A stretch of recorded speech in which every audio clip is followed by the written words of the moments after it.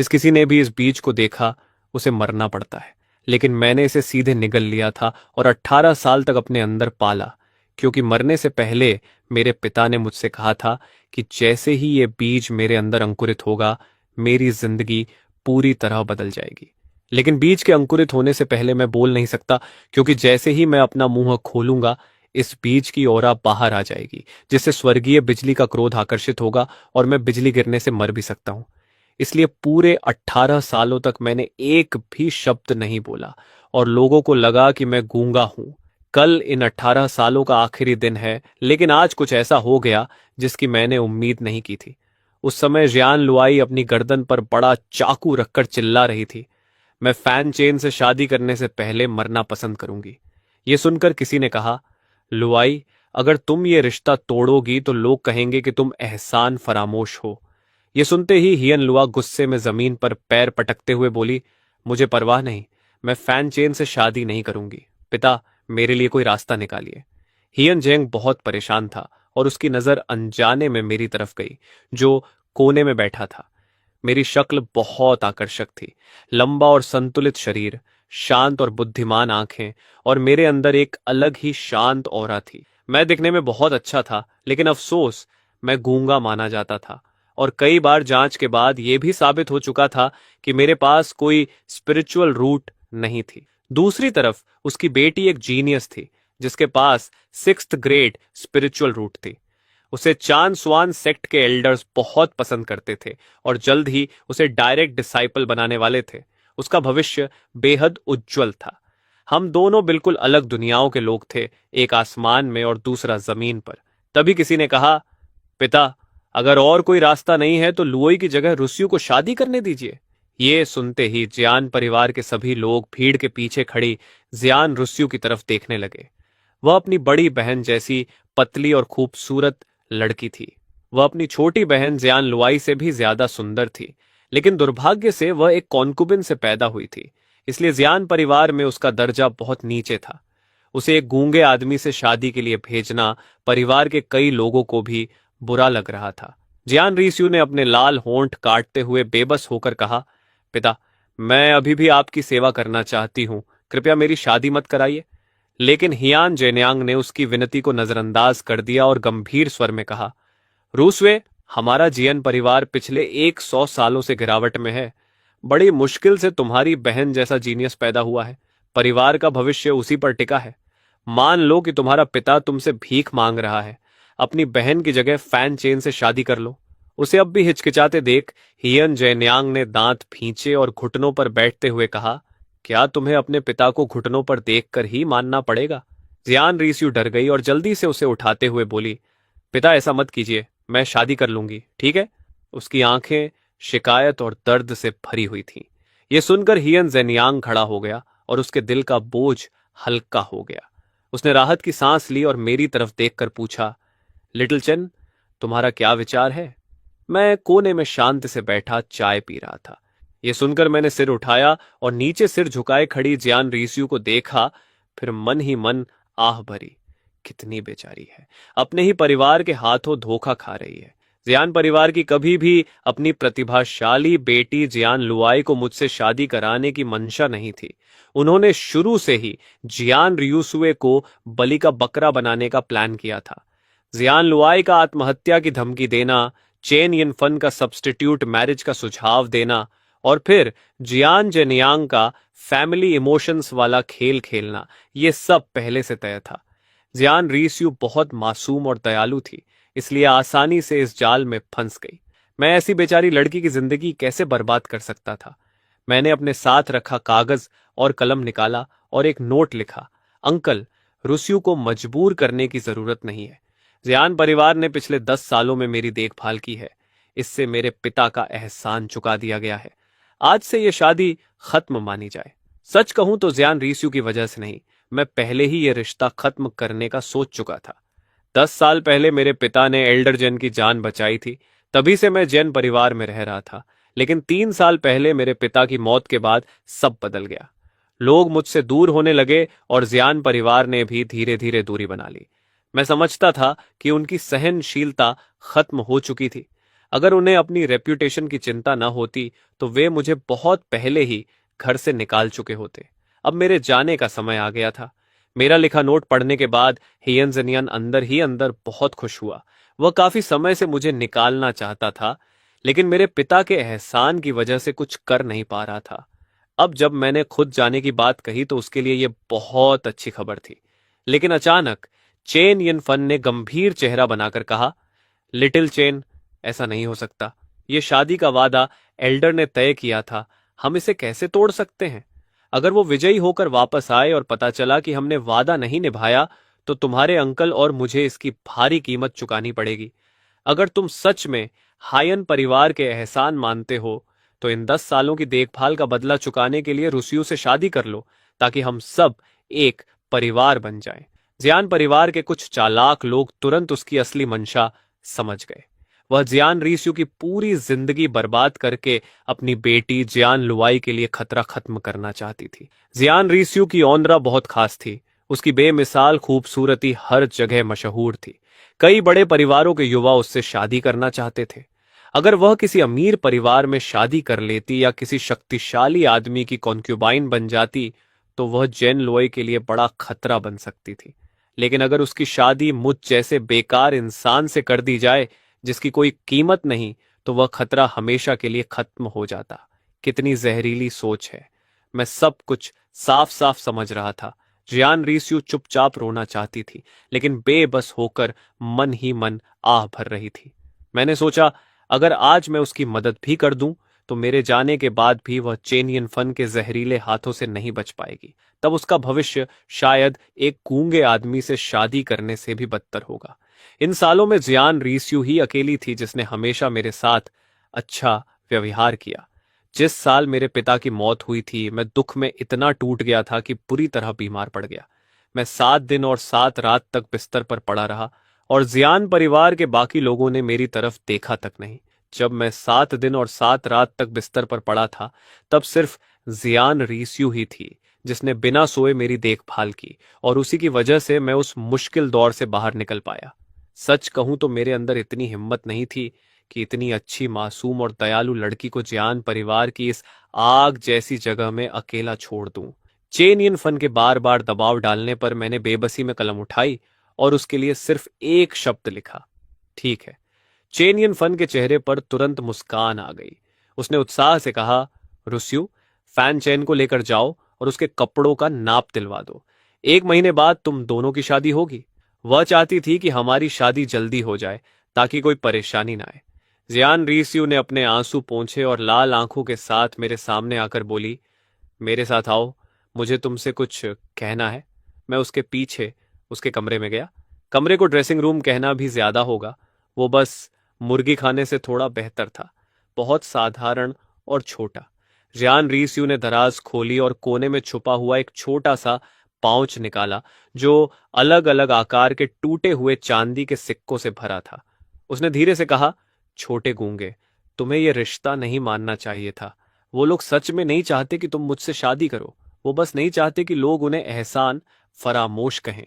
जब मेरी बहन सेक्ट में शामिल हो जाएगी, तब वो तुम्हारे साथ बहुत बुरा व्यवहार करेंगे और फिर तुम्हें घर से निकाल देंगे। मैं हल्का सा मुस्कुराया। वह बेवकूफ नहीं थी। फिर उसने वो पैसों की थैली मेरी हथेली पर रखी और धीमी आवाज में बोली, ये पैसे लेकर जियान परिवार छोड़ दो, लग्जियन शहर भी छोड़ दो। मैं नहीं चाहती कि तुम्हारी जिंदगी मेरी तरह हो जाए। मैंने एक नोट लिखा। और तुम? उसके होंठों पर कड़वी मुस्कान आई। उसने कहा, यही मेरा घर है। चाहे वो मेरे साथ कितना भी बुरा व्यवहार करे, मैं जा नहीं सकती। तभी बाहर नौकरानियों की हंसी और बातें सुनाई दी। वे शादी का सामान लेने गोदाम जा रही थीं। वह घबराकर बोली, जल्दी जाओ, उदास मत रहो। बाहर जाकर अजनबियों पर भरोसा मत करना, उनका खाना मत खाना, उनका पानी मत पीना और बेवजह चिल्लाना मत। अगर लोगों को पता चल गया कि तुम गूंगे हो, तो वो तुम्हारा फायदा उठाएंगे। समझे, छोटे गूंगे? बोलते बोलते उसकी आवाज कांपने लगी और उसकी आंखों में आंसू भर आए। मैं एक कदम आगे बढ़ा और उसके सिर पर हाथ रखकर कहा, अब से तुम्हें मुझे पति कहना चाहिए। जियान रीस्यू ने अचानक सिर उठाया। उसकी बड़ी बड़ी आंखें हैरानी से फैल गईं। तुमने बात की, तुम गूंगे नहीं हो? मैंने हल्की हंसी के साथ कहा। मैंने कब कहा था कि मैं गूंगा हूं? उसका दिमाग पूरी तरह उलझ गया। तुम गूंगे होने का नाटक कर रहे थे? क्यों? मैंने हाथ पीछे बांधे और खिड़की के बाहर आसमान की तरफ देखा। उसी समय साफ आसमान में अचानक दो जोरदार गरज सुनाई दी। जियान परिवार के लोग डरकर बाहर भागे। जियान रीस्यू भी उस अचानक गड़गड़ाहट से चौंक गई और बोली, ये अचानक बिजली कैसे गरज सकती है? मेरी एक्सप्रेशन गंभीर थी, लेकिन मैं चुप रहा। उसे नहीं पता था कि अभी जब मैंने बात की थी तब बीच की ओरा बाहर निकली थी और उसी ने स्वर्गीय बिजली का क्रोध बुलाया था। उसने मेरे चेहरे पर उदासी देखी और धीरे से कहा, ठीक है, मैं नहीं पूछूंगी। जल्दी सामान बांधो और चले जाओ। अगर चेन यिन फन को पता चल गया कि तुम गूंगे होने का नाटक कर रहे थे। उसने अपनी पुरानी फटी हुई ड्रेस की तरफ देखा और बड़बड़ाई, मैं फिर से भूत जैसी लग रही हूं। मैं मुड़ा और धीरे से उसका हाथ पकड़ लिया। मैं नहीं जा रहा। मैं यहीं रहूंगा और तुमसे शादी करूंगा। अब से मैं तुम्हारी रक्षा करूंगा। जियान रीस्यू का खूबसूरत चेहरा तुरंत लाल हो गया और उसका दिल तेजी से धड़कने लगा। उसने जल्दी से अपना हाथ छुड़ाया और बोली, बेवकूफी मत करो, तुम्हारा टैलेंट तो मुझसे भी कम है। मैं बस मुस्कुरा दिया। आज पूरे 18 सालों का आखिरी दिन था। बहुत जल्द मेरी जिंदगी बदलने वाली थी। मैंने उसकी आंखों में देखते हुए भरोसे से कहा, मुझ पर विश्वास करो। मेरी शांत और दृढ़ नजर देखकर उसके दिल में गर्माहट भर गई। अपनी मां की मौत के बाद पहली बार किसी ने उससे कहा था कि वो उसकी रक्षा करेगा। काफी देर सोचने के बाद उसने फिर से पैसों की थैली मेरी हथेली में रख दी। गालों पर हल्की लाली के साथ उसने कहा, इसे रख लो। इसे मुझसे शादी करने की कीमत समझ लो, फैन चेन। मेरे दिल में एक अजीब भावना उठी। मैंने कभी नहीं सोचा था कि कोई लड़की अपनी सारी जमा पूंजी मुझे दहेज की तरह देकर मुझसे शादी करना चाहेगी। वह अपनी छोटी सी हथेली से मेरे कपड़े ठीक करते हुए धीरे से बोली, अंकल, फैन ने गरीबी में पूरी जिंदगी बिताई और तुम्हारे लिए कुछ बचा नहीं पाए। उम्मीद है ये पैसे तुम्हारे काम आएंगे, फैन चेन। अब मैं खुद को रोक नहीं पाया। मैंने उसकी कमर पकड़कर उसे अपनी तरफ खींच लिया। जियान रीस्यू शर्म से लाल हो गई, जैसे पतझड़ का पका हुआ फल। उसका दिमाग खाली हो गया और उसका शरीर पूरी तरह सख्त हो गया। वो बस मुझे उसे गले लगाने देती रही। काफी देर बाद उसे होश आया और वो घबराकर खुद को छुड़ाते हुए बोली, मैं कपड़ों का नाप दिलाने जा रही हूं। उसे भागते हुए देखकर मैंने पैसों की थैली मेज पर रखी और हल्की मुस्कान के साथ कहा, जेन रोसू, मैं तुमसे पूरे सम्मान और धूमधाम से शादी करूंगा। उसी समय चेन यिन फन के कमरे में लुसेन घुटनों के बल बैठा हुआ था और बेचैनी से बोला, आंटी, आप कजन रूसवे की शादी उस बेकार फैन चेन से कैसे कर सकती हैं? मैं भी 10 साल से जियान परिवार में रह रहा हूं। कृपया अपना फैसला वापस लीजिए और उसकी शादी मुझसे कराइए। लुसेन चेन यिन फन का भांजा था। वह बहुत होशियार था और उसके पास 3rd ग्रेड स्पिरिचुअल रूट थी। इसी वजह से चेन यिन फन उसे बचपन से जियान परिवार में लाई थी और उसे तैयार किया था।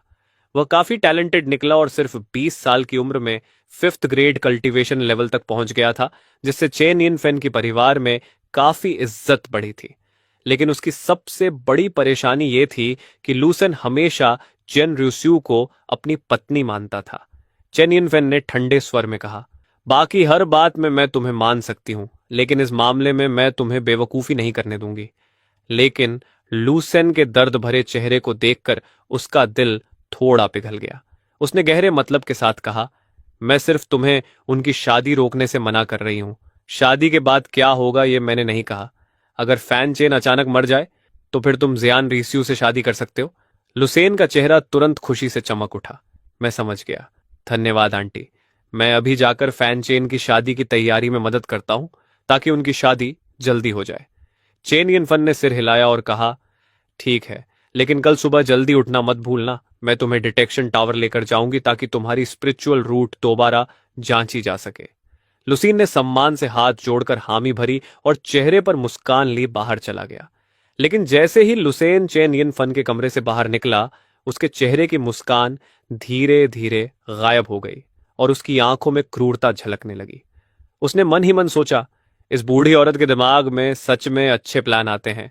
अगर कल दोबारा टेस्ट में मेरी स्पिरिचुअल रूट पहले से ऊंची निकली तो मैं पूरे जियान परिवार के सामने जियान रूजू को छीन लूंगा। अगली सुबह बहुत जल्दी जियान परिवार के पश्चिमी आंगन के एक साधारण कमरे में मैं बेचैनी से इधर उधर टहल रहा था और बीच बीच में खिड़की से आसमान की तरफ देख रहा था। मेरी आंखें पूरी रात जागने की वजह से लाल हो चुकी थीं। मैं बेहद बेचैन था। मैं इस दिन का 18 सालों से इंतजार कर रहा था। मुझे लगा था कि मेरी इच्छा शक्ति बहुत मजबूत है और मैं इस पल का शांत मन से स्वागत करूंगा। लेकिन जब यह दिन सच में आया तो मैं पूरी रात सो नहीं पाया और दिल में अजीब बेचैनी थी। तभी आसमान से एक चमकदार रोशनी बादलों को चीरते हुए कमरे में आ गिरी।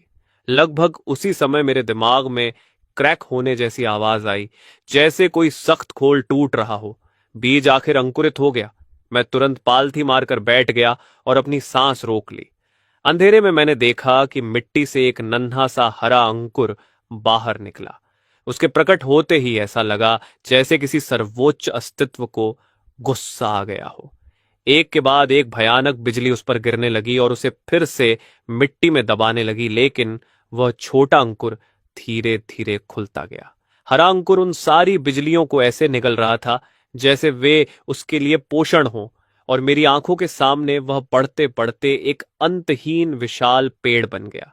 जब बिजली को समझ आ गया कि वह उसकी वृद्धि रोक नहीं सकती, तो वह धीरे धीरे शांत हो गई। उस प्राचीन तेसु डिवाइन ट्री से हरी रोशनी की किरणें निकलीं और मेरे शरीर में समाने लगी। फिर मेरे डेंटियन में एक स्पिरिचुअल रूट बनने लगी। स्पिरिचुअल रूट, मेरे पास स्पिरिचुअल रूट है। मैंने 18 साल इस बदलाव का इंतजार किया था और आखिर वो दिन आ गया। थोड़ी देर बाद मैंने खुद को शांत किया और अपनी स्पिरिचुअल रूट को ध्यान से देखा, लेकिन उसे देखकर मैं हैरान रह गया। वो पूरी तरह ट्रांसपेरेंट थी।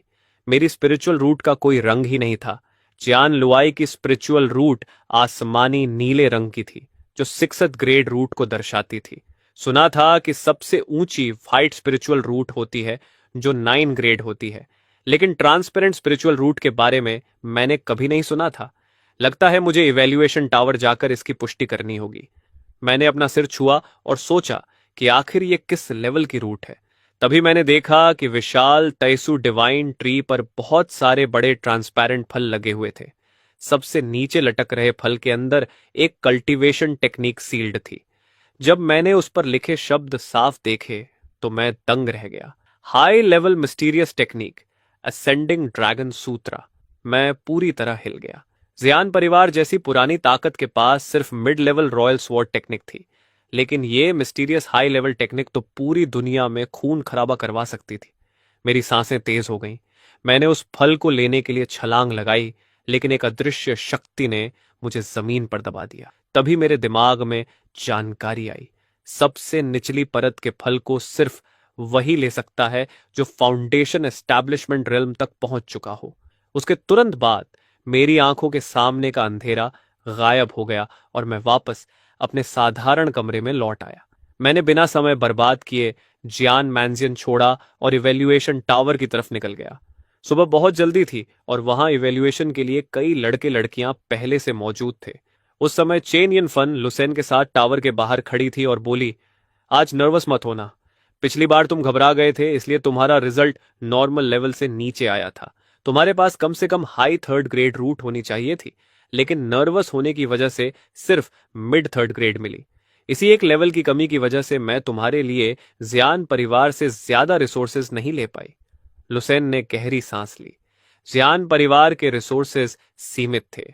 ज्यादातर जियान लुआई को दिए जाते थे और बाकी टैलेंट के हिसाब से बांटे जाते थे।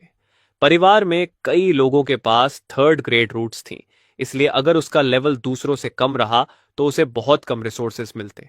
चेन यन फन ने गंभीरता से कहा, इस बार तुम्हें अपना असली लेवल दिखाना होगा। अगर तुम्हें हाई 3rd ग्रेड मिल गई तो मैं जेन परिवार को मनाकर तुम्हें उनके स्वॉर्ड टेक्निक सीखने का मौका दिला दूंगी। यह सुनकर लूसेन बेहद उत्साहित हो गया। जियान परिवार की स्वॉर्ड टेक्निक एक मिड येलो रैंक टेक्निक थी और लियोन सिटी में काफी ताकतवर मानी जाती थी। सिर्फ जियान परिवार के कोर मेंबर्स ही इसे सीख सकते थे।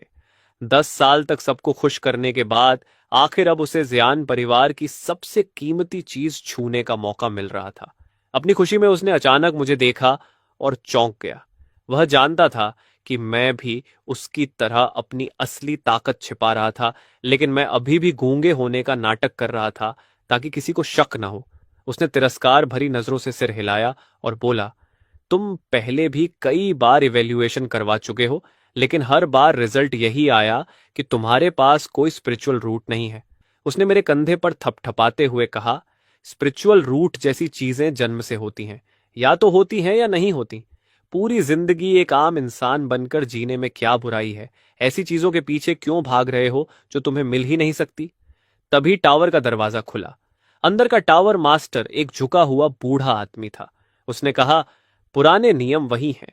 जिसकी इवैल्यूएशन एक्स्ट्रॉर्डनरी होगी उसे टेक्निक रिवॉर्ड्स मिलेंगी। लेकिन किसी ने ज्यादा रिएक्शन नहीं दिया, क्योंकि पिछले कई दशकों में सिर्फ जेन लोय ही ऐसी थी जिसे रिवॉर्ड मिला था।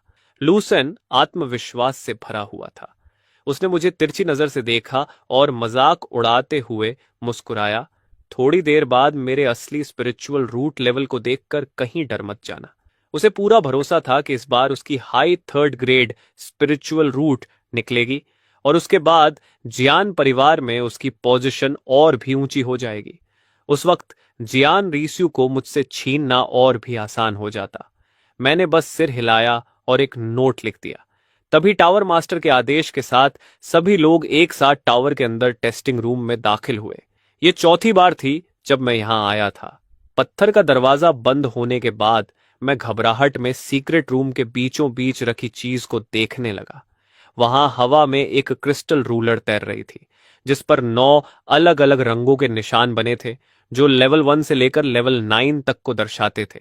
जब कोई अपनी हथेली उस पर रखता तो स्पिरिचुअल रूट की क्षमता के हिसाब से रूलर एक्टिवेट होती और संबंधित रंग दिखाकर रूट का लेवल बताती। इसकी टेस्टिंग बेहद एक्यूरेट थी, इसमें कभी गलती नहीं होती थी। मैंने गहरी सांस ली, आगे बढ़ा और अपनी हथेली क्रिस्टल रूलर पर रख दी। अगले ही पल रूलर तेज रोशनी से चमक उठी। नीचे से एक एनर्जी वेव उठी और धीरे धीरे लाल निशान तक पहुंची, फिर बिना रुके नारंगी निशान पार कर गई। मेरा रुका हुआ दिल थोड़ा शांत हुआ। फिर वेव पीले निशान तक पहुंची और हैरान कर देने वाली स्पीड से हरे निशान से टकराई। मेरा दिल तेजी से धड़कने लगा। हरा रंग 4th ग्रेड स्पिरिचुअल रूट को दर्शाता था, जो पहले ही लूसेन से बेहतर था। लुक्सियन सिटी में भी इसे काफी रेयर और अच्छा टैलेंट माना जाता था, लेकिन वेव के रुकने का कोई इरादा नहीं था। सियान और फिर ब्लू। मैंने अपनी मुट्ठियां कस ली। मेरा दिल जोर जोर से कांपने लगा। 6th grade spiritual root. मैं जनलोय के लेवल तक पहुंच चुका था, लेकिन वेव फिर भी नहीं रुकी। Purple 7th grade, black 8th grade. मेरा दिल गले तक आ गया और मेरा मुंह सूख गया। मैं लक्ष्यन सिटी का हाईएस्ट रिकॉर्ड तोड़ चुका था, लेकिन टेस्ट अभी भी खत्म नहीं हुआ था। वेव एक झटके में सबसे ऊंचे व्हाइट मार्क तक पहुंच गई। मेरी पुतलियां सिकुड़ गईं और आंखों में बेकाबू खुशी भर गई।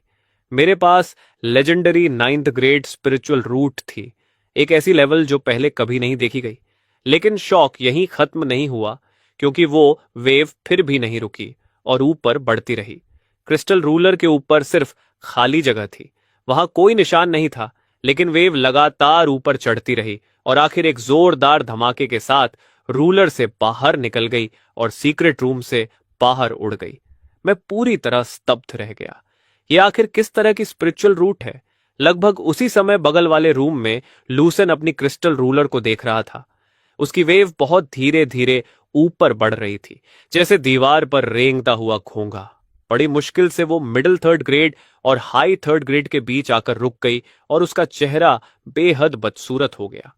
वह गुस्से से चिल्लाया, ऊपर जा, ऊपर जा, जल्दी ऊपर जा, कमीनी चीज। उसने क्रिस्टल रूलर को फूंक मारते हुए गालियां दी। उसे पूरा यकीन था कि इस बार हाई 3rd ग्रेड मिल जाएगी, लेकिन वो बस पाल बराबर अंतर से चूक गया। इसी छोटी सी कमी की वजह से वह जियान परिवार के रिसोर्सेस और चेन यिन फन द्वारा वादा की गई स्वॉर्ड टेक्निक दोनों खोने वाला था। तभी मेरी क्रिस्टल रूलर से निकली वेव उसके सीक्रेट रूम के पास से गुजरी। उसकी जबरदस्त इंपैक्ट फोर्स ने लूसेन की वेव को फिर से एक्टिवेट कर दिया। जो वेव पहले रुक चुकी थी, वो अचानक फिर ऊपर बढ़ने लगी और हरे, सायन, ब्लू, पर्पल और ब्लैक मार्क्स पार कर गई। आखिर वो धीरे धीरे व्हाइट मार्क तक पहुंची और वहां रुककर तेज चमकने लगी। बाहर टावर मास्टर आराम से रैटन चेयर पर बैठा था, एक हाथ में कलम और दूसरे में रिकॉर्ड बुक लिए हुए। तभी सीक्रेट रूम नंबर 3 की स्टोन डोर पहले चमकी और हल्की लाल रोशनी निकली। उसने आलस से रिकॉर्ड देखा और बुदबुदाया, सीक्रेट रूम नंबर 3, जू टिंटिन, जो फैमिली की बेटी लो फर्स्ट ग्रेड स्पिरिचुअल रूट। उसके बाद बाकी रूम्स भी एक एक करके चमकने लगे। सीक्रेट रूम नंबर 7, युआन गॉन, Chen family chamber of commerce का young master, high first grade spiritual root. Secret room number 1, सेंसन यू, चेन क्लैन का young master, low first grade. कई रिजल्ट्स दर्ज करने के बाद टावर मास्टर ने सिर हिलाया और आह भरी। लक्ष्यन सिटी हर साल और कमजोर होती जा रही है। अगर कुछ समय पहले जियान लुआई जैसी 6th ग्रेड स्पिरिचुअल रूट वाली प्रतिभा पैदा न हुई होती तो ल्यूशियान सिटी की टेस्टिंग टावर बंद होने वाली थी।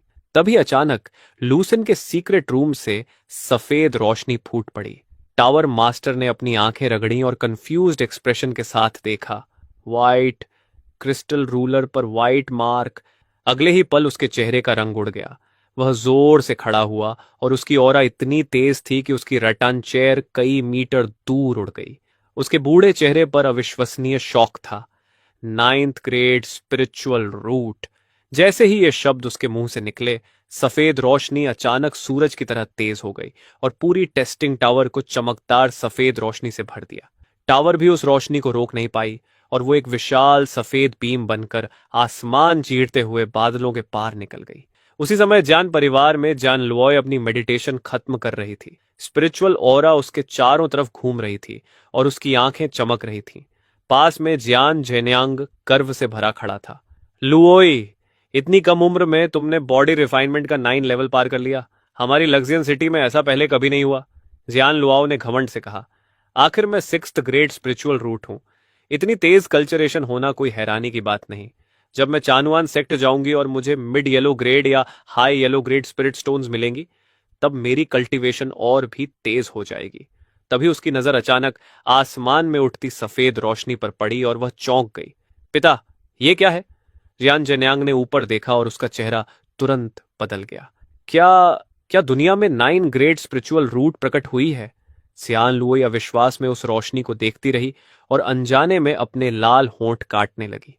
वह इतनी घमंडी थी कि यह स्वीकार नहीं कर सकती थी कि लुक्सियन सिटी में कोई उससे भी बेहतर टैलेंट वाला हो सकता है। जैसे ही रोशनी धीरे धीरे गायब होने लगी, उसने अपने दांत भींचे, हाथ में पकड़ा एक्सेसरी फेंका और डिटेक्शन टावर की तरफ दौड़ पड़ी। मैं जाकर देखूंगी कि वो कौन है। उसी समय अनगिनत योद्धा पागलों की तरह डिटेक्शन टावर की तरफ दौड़ पड़े, क्योंकि वे उस चमत्कार को अपनी आंखों से देखना चाहते थे जो सैकड़ों साल में सिर्फ एक बार होता है। दूसरी तरफ डिटेक्शन टावर के अंदर पूरी तरह अफरा तफरी मच चुकी थी। जिन वॉरियर्स का टेस्ट चल रहा था, वे सब अपने अपने कमरों से भागकर बाहर आ गए और लूसेन के स्टोन रूम के सामने खड़े होकर हैरानी में जड़ हो गए। टावर मास्टर तो लगभग पागल ही हो गया था। वह लगातार बड़बड़ा रहा था। मिथक, मैंने अपनी जिंदगी में एक मिथक देख लिया। मैंने सच में लेजेंडरी 9 ग्रेड स्पिरिचुअल रूट देख ली। उसने कांपती आवाज में कहा। यह बिल्कुल हमारे त्यान जांगी पेविलियन के मास्टर जैसी स्पिरिचुअल रूट है। तभी एक युवा ने ईर्ष्या से मुट्ठियां भींचते हुए पूछा, टावर मास्टर, क्या 9th ग्रेड सबसे ताकतवर होती है? टावर मास्टर ने उसे घूरा और ठंडे स्वर में कहा, बकवास। बिल्कुल 9 ग्रेड सबसे ताकतवर होती है। लेकिन फिर जैसे उसे कुछ याद आया, वह थोड़ा झिझका और बोला, हालांकि इस दुनिया में एक ऐसी स्पिरिचुअल रूट की कहानी भी है जो 9th ग्रेड से भी ऊपर होती है। उसे बूगी स्पिरिचुअल रूट कहा जाता है। कहा जाता है कि वह इनविजिबल और इंटैंजिबल होती है, पूरी तरह ट्रांसपेरेंट। वो रूट 9th ग्रेड से 10 गुना, 100 गुना ज्यादा ताकतवर होती है। लेकिन वो सिर्फ कहानियों में है, असलियत में नहीं। तुम लोग क्या सोचते हो, इतनी आसानी से कोई बगी स्पिरिचुअल रूट पा सकता है? यह सुनकर पास खड़ा एक कमजोर दिखने वाला युवक कड़वी हंसी हंस पड़ा। उसके चेहरे पर निराशा थी। सिर्फ एक टैलेंट टेस्ट ने उसकी पूरी फ्यूचर स्टेटस तय कर दी थी। एक आसमान में उड़ता असली ड्रैगन था और दूसरा जमीन पर रेंगती छींटी। यह तुलना इतनी क्रूर थी कि इंसान टूट जाए। बगल वाले सीक्रेट रूम में मैं भी ये सब सुन रहा था। मैं भी चौंक गया। क्या लुसेन के पास 9th ग्रेड स्पिरिचुअल रूट है? मैं सोच ही रहा था कि अचानक मेरी क्रिस्टल रूलर फिर से रिएक्ट करने लगी। उसमें से रोशनी का एक गुच्छा निकला और मेरे सामने गिरा। जब रोशनी खत्म हुई तो मैं हैरान रह गया। वो 2 कल्टीवेशन टेक्निक्स थीं। क्या ये मेरी रिवॉर्ड टेक्निक्स हैं? मैं तुरंत खुश हो गया और उन्हें ध्यान से देखने लगा। पहली टेक्निक का नाम था स्प्रिंग ब्रीज ट्रू सूत्रा, जो एक high yellow grade mental technique थी। दूसरी थी 7 स्टार स्वॉर्ड फॉर्मूला, जो एक high yellow grade sword technique थी। मैं हैरान रह गया। मेरा लेवल आखिर है क्या? मुझे इतनी हाई रिवॉर्ड कैसे मिल सकती है? जियान लुई जैसी 6th ग्रेड स्पिरिचुअल रूट वाली लड़की को सिर्फ लो येलो ग्रेड टेक्निक मिली थी, लेकिन मुझे इतनी पावरफुल टेक्निक्स मिली थी। वजह चाहे जो भी हो, इस ट्रांसपेरेंट स्पिरिचुअल रूट और इन 2 टेक्निक्स के साथ मैं बहुत तेजी से मजबूत बन सकता था। मैंने दोनों टेक्निक्स से संभाल कर रख ली और स्टोन डोर खोल दिया। दरवाजा खुलने की तेज आवाज ने बाहर मौजूद सभी लोगों का ध्यान मेरी तरफ खींच लिया। किसी ने कहा, ओह, ये तो फैन चेन है। तुमने तो डरा ही दिया था, हमने सोचा लुसेन बाहर आया है। दूसरा हंसते हुए बोला, लगता है फैन चेन इस बार भी बिना स्पिरिचुअल रूट के ही निकला है। कोई और व्यंग्य से बोला, एक आसमान का चोजन सन है जिसके पास 9 ग्रेड रूट है, और दूसरा ऐसा इंसान जिसके पास रूट ही नहीं। फर्क देखो। मैंने भौहें सिकोड़ ली। मैं उनसे बहस करना चाहता था, लेकिन फिर सोचा, क्यों? चुपचाप अपनी 2 हाई येलो ग्रेड टेक्निक्स के साथ प्रैक्टिस करना और अपनी ताकत बढ़ाना ही सही रास्ता था। अभी मेरे पास कोई सहारा नहीं था। अगर लोगों को मेरी असली ताकत पता चल गई तो सिर्फ मुसीबतें आएंगी। तभी जियान लुआओ और जियान जेनियांग जल्दी जल्दी वहां पहुंचे और उन्होंने मुझे देखा। जियान जेनियांग ने पूछा, फैन चेन, तुम भी यहां हो? अंदर क्या हुआ? जियान लुओ ने अपने लाल होंठ काटते हुए बेचैनी से पूछा। मैंने एक कागज पर लिखा, लूसेन ने 9th grade spiritual root detect की है। ये पढ़ते ही जन लॉय का चेहरा सफेद पड़ गया और वह कई कदम पीछे हट गई। नहीं, ये नामुमकिन है। उसे यकीन ही नहीं हो रहा था कि सच में 9 ग्रेड टैलेंट पैदा हो गया, और वो भी लुसेन जैसा इंसान जो उनके ही घर में पला था। तभी टावर मास्टर ने जियान जनियांग को देखा और उसके चेहरे पर बेहद विनम्र मुस्कान आ गई। ब्रदर जान, बधाई हो। बहुत बहुत बधाई। जान जनियांग तो हैरान रह गया। टावर मास्टर आमतौर पर किसी को भाव नहीं देता था, सिर्फ सिटी लॉर्ड को देखकर हल्की मुस्कान देता था, लेकिन आज वह उसे ब्रदर जिन कह रहा था। जान जनियांग को लगा जैसे वह बादलों पर चल रहा हो। तभी ल्यूसियन सिटी का सबसे ताकतवर वॉरियर और सिटी लॉर्ड यीफेन भी तेजी से पहुंचा। उसने मुस्कुराते हुए कहा, पेट्रियार्क जियान, बधाई हो। आपकी फैमिली ने एक असली ड्रैगन पैदा किया है। जियान जेनियांग को तो लगने लगा कि वह सपना देख रहा है।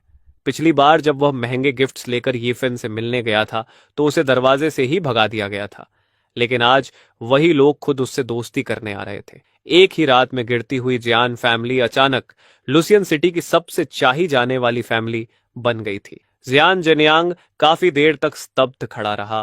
फिर उसे समझ आया कि यह सब लुसेन की वजह से हुआ है।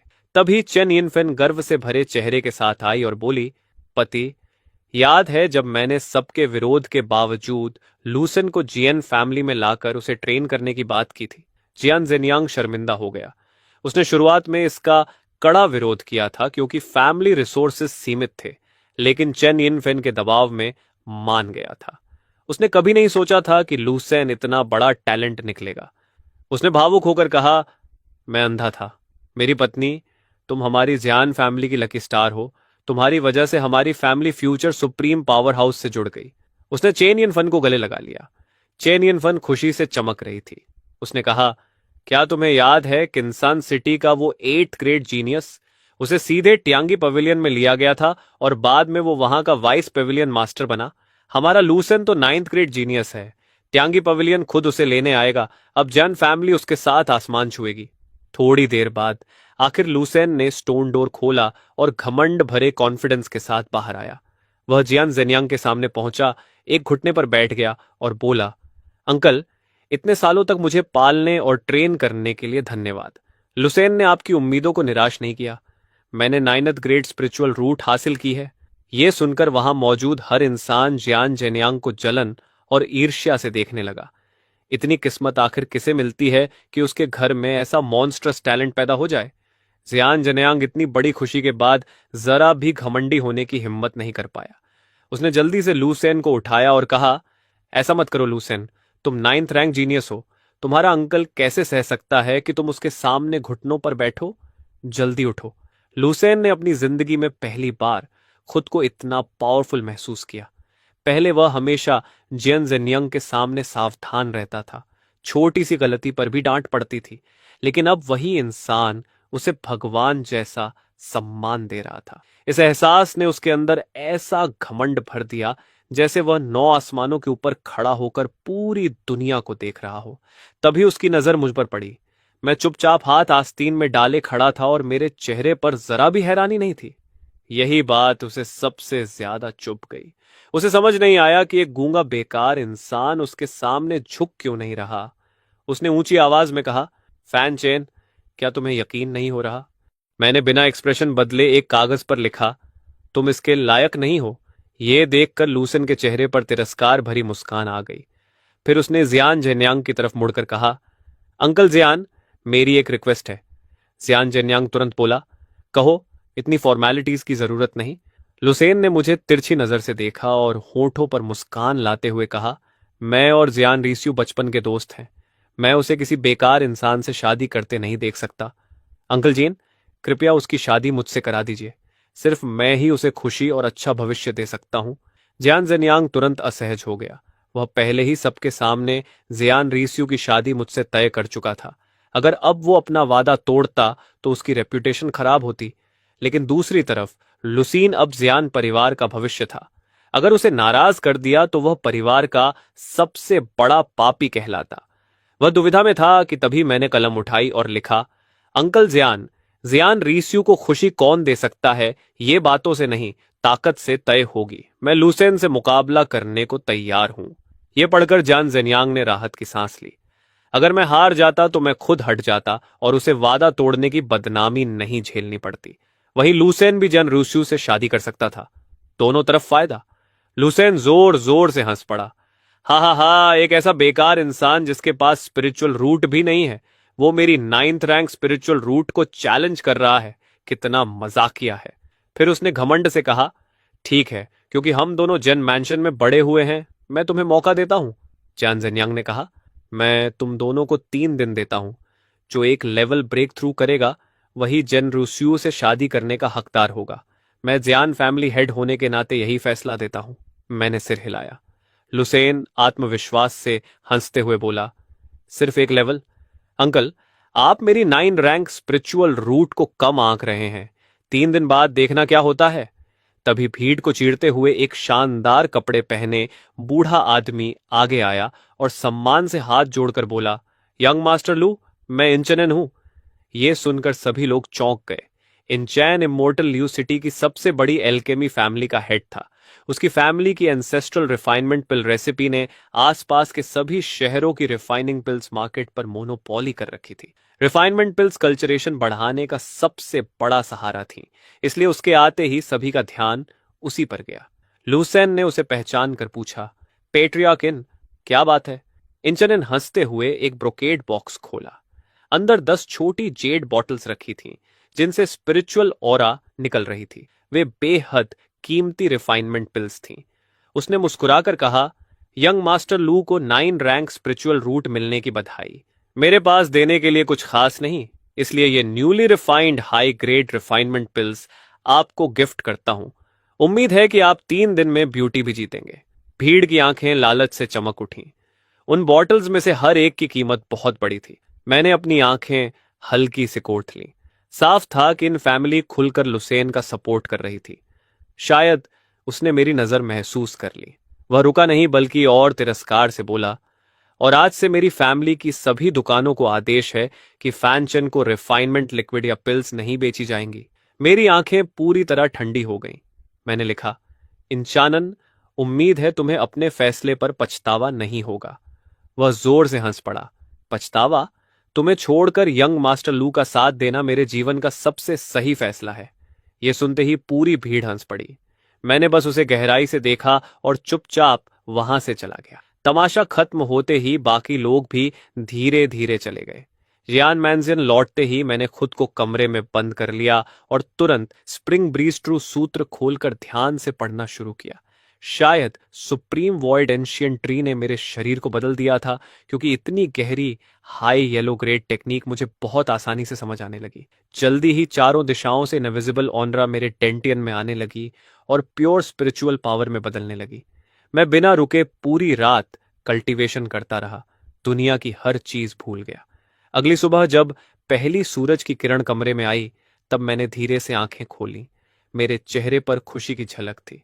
सिर्फ एक रात की कल्टीवेशन में मैं सफलतापूर्वक बॉडी रिफाइनमेंट के सेकंड लेयर तक पहुंच गया था। लेकिन ये अभी खुद को और जेन रूस्यू को बचाने के लिए काफी नहीं था। मुझे और ताकत चाहिए थी। जब मैंने दोबारा कल्टीवेशन करने की कोशिश की तो पता चला कि ऑरा अब्सॉर्ब करने की स्पीड बहुत धीमी हो गई थी। बॉडी रिफाइनमेंट रेलम में जितना ऊपर जाते हो, कल्टीवेशन उतनी धीमी होती जाती है। इसके लिए रिफाइनमेंट लिक्विड की जरूरत होती है, लेकिन वो बहुत महंगा था और इन फैमिली अब मुझे बेचने वाली नहीं थी। ये सोचकर मैं हल्का सा परेशान हुआ। तभी मैंने अचानक अपने माथे पर हाथ मारा। मरने से पहले पिता ने मुझे एक बॉक्स के बारे में बताया था, जिसे उन्होंने 10 साल तक अपने साथ रखा था और अपनी कब्र के सामने दफन कर दिया था। उन्होंने कहा था कि सीड जर्मिनेट होने से पहले उसे मत खोलना। क्या उसमें मेरे लिए कल्टीवेशन रिसोर्सेज हो सकते हैं? तभी बगल वाले आंगन से जियन रियुसुए की रोने जैसी आवाज आई। आंट चेन, ये इस महीने मेरे एंसेस्टर्स द्वारा दिए गए रिसोर्सेज हैं, कृपया इन्हें मुझसे मत छीनिए। मैंने बाहर झांका और देखा कि चेन यिनफन अपनी 2 पर्सनल मेट्स के साथ जियान रीस्यू को दीवार के पास दबाए खड़ी थी। दोनों मेट्स ने उसके हाथ पकड़ रखे थे, जबकि चेन यिनफेन उसके कपड़ों से जबरदस्ती एक बॉटल रिफाइनमेंट लिक्विड निकाल रही थी। उसका चेहरा हल्का ठंडा हो गया और चेन यिनफेन ने तिरस्कार से कहा, ये मत सोचो कि मुझे नहीं पता तुम ये रिफाइनमेंट लिक्विड उस बेकार फैन चेन को देने वाली थी। इतना कहकर उसने रिफाइनमेंट लिक्विड की बोतल जोर से जमीन पर पटक दी। कीमती रिफाइनमेंट लिक्विड पूरे जमीन पर फैल गया और मिट्टी में मिल गया। जियान रीस्यू घबराकर दोनों मेड़ों की पकड़ से छूटने के लिए संघर्ष करने लगी।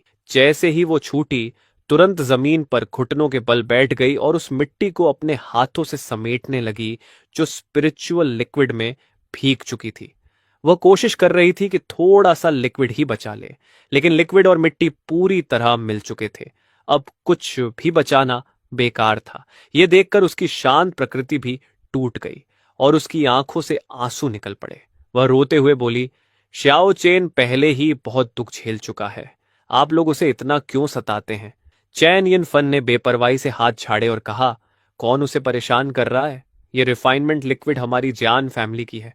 अगर उसमें हिम्मत है तो खुद जाकर कमा ले। अगर उसे एक औरत से छुपकर रिसोर्सेस लेने पड़ रहे हैं तो हमारी जेन मैंशन ही नहीं, सड़क का भिखारी भी उस पर थूकेगा। चलो। इतना कहकर वह संतुष्ट होकर इतराती हुई चली गई। जेन रिजुए जमीन पर बैठी रही, पूरी तरह बेबस। उसके चेहरे पर गिल्ट साफ दिख रहा था। तभी मैंने उसके कंधे पर हाथ रखा और धीरे धीरे उसकी पीठ थपथपाई। उसने पीछे मुड़कर मुझे देखा और भी ज्यादा रोते हुए बोली, माफ करना श्याओ चेन, मैं सच में बहुत बेकार हूं। अगर मैं थोड़ा और सावधान होती तो चेन यिन फन को पता नहीं चलता। मैंने उसकी पतली पीठ पर हल्के से हाथ फेरा और कहा, पगली, मैं तुम्हारा शुक्रगुजार हूं। तुम्हें कैसे दोष दे सकता हूं? चिंता मत करो, रिफाइनमेंट लिक्विड का इंतजाम मैं खुद कर लूंगा। तुम जाकर आराम करो और मेरी खबर का इंतजार करना। इतना कहकर मैं जल्दी से जियान मैंशन छोड़कर बाहर फेंसान इलाके में पहुंच गया। अपने पिता की कब्र के सामने घुटनों के बल बैठते हुए मैंने कागजी पैसे और अगरबत्तियां जलाईं और धीरे से कहा, पिता, आपका बेटा, ये नालायक बेटा आपसे मिलने आया है। मेरे दिमाग में पिता के साथ बिताए साल घूमने लगे। वह बहुत कम बोलते थे और शराब पीना पसंद करते थे। नशे में होते तो आसमान को गालियां देते जैसे किसी अन्याय का गुस्सा निकाल रहे हों, और होश में होते तो चांद को देखकर चुपचाप रोते रहते। लेकिन चाहे वह नशे में हो या होश में, जब भी मुझे देखते थे उनकी आंखें हमेशा बेहद नरम होती थीं। मैंने हल्की मुस्कान के साथ कहा, पिता, मैं शादी करने वाला हूं, लेकिन जियान लुआई से नहीं बल्कि जियान रियुसुए से, वही लड़की जिसे आप पसंद करते थे। आपने कहा था कि वही मेरे लिए सबसे सही पत्नी होगी। उसका स्वभाव बहुत अच्छा है और वो बहुत समझदार है। ये कहते कहते मैं मुस्कुराया, लेकिन आंखों से आंसू बहने लगे। अगर आप जिंदा होते तो बहुत खुश होते। जब हमारी शादी होगी तो मैं उसे जरूर आपसे मिलाने लाऊंगा। फिर मैंने थोड़ा गिल्ट महसूस करते हुए कहा, लेकिन आपके बेटे को एक छोटी सी समस्या है। मुझे वो बॉक्स खोलना पड़ेगा जो आपने छोड़ा था। आपकी शांति भंग करने के लिए माफ कर दीजिए। मैंने कई बार झुककर माफी मांगी और फिर फावड़ा उठाकर कब्र के सामने की जमीन खोदने लगा।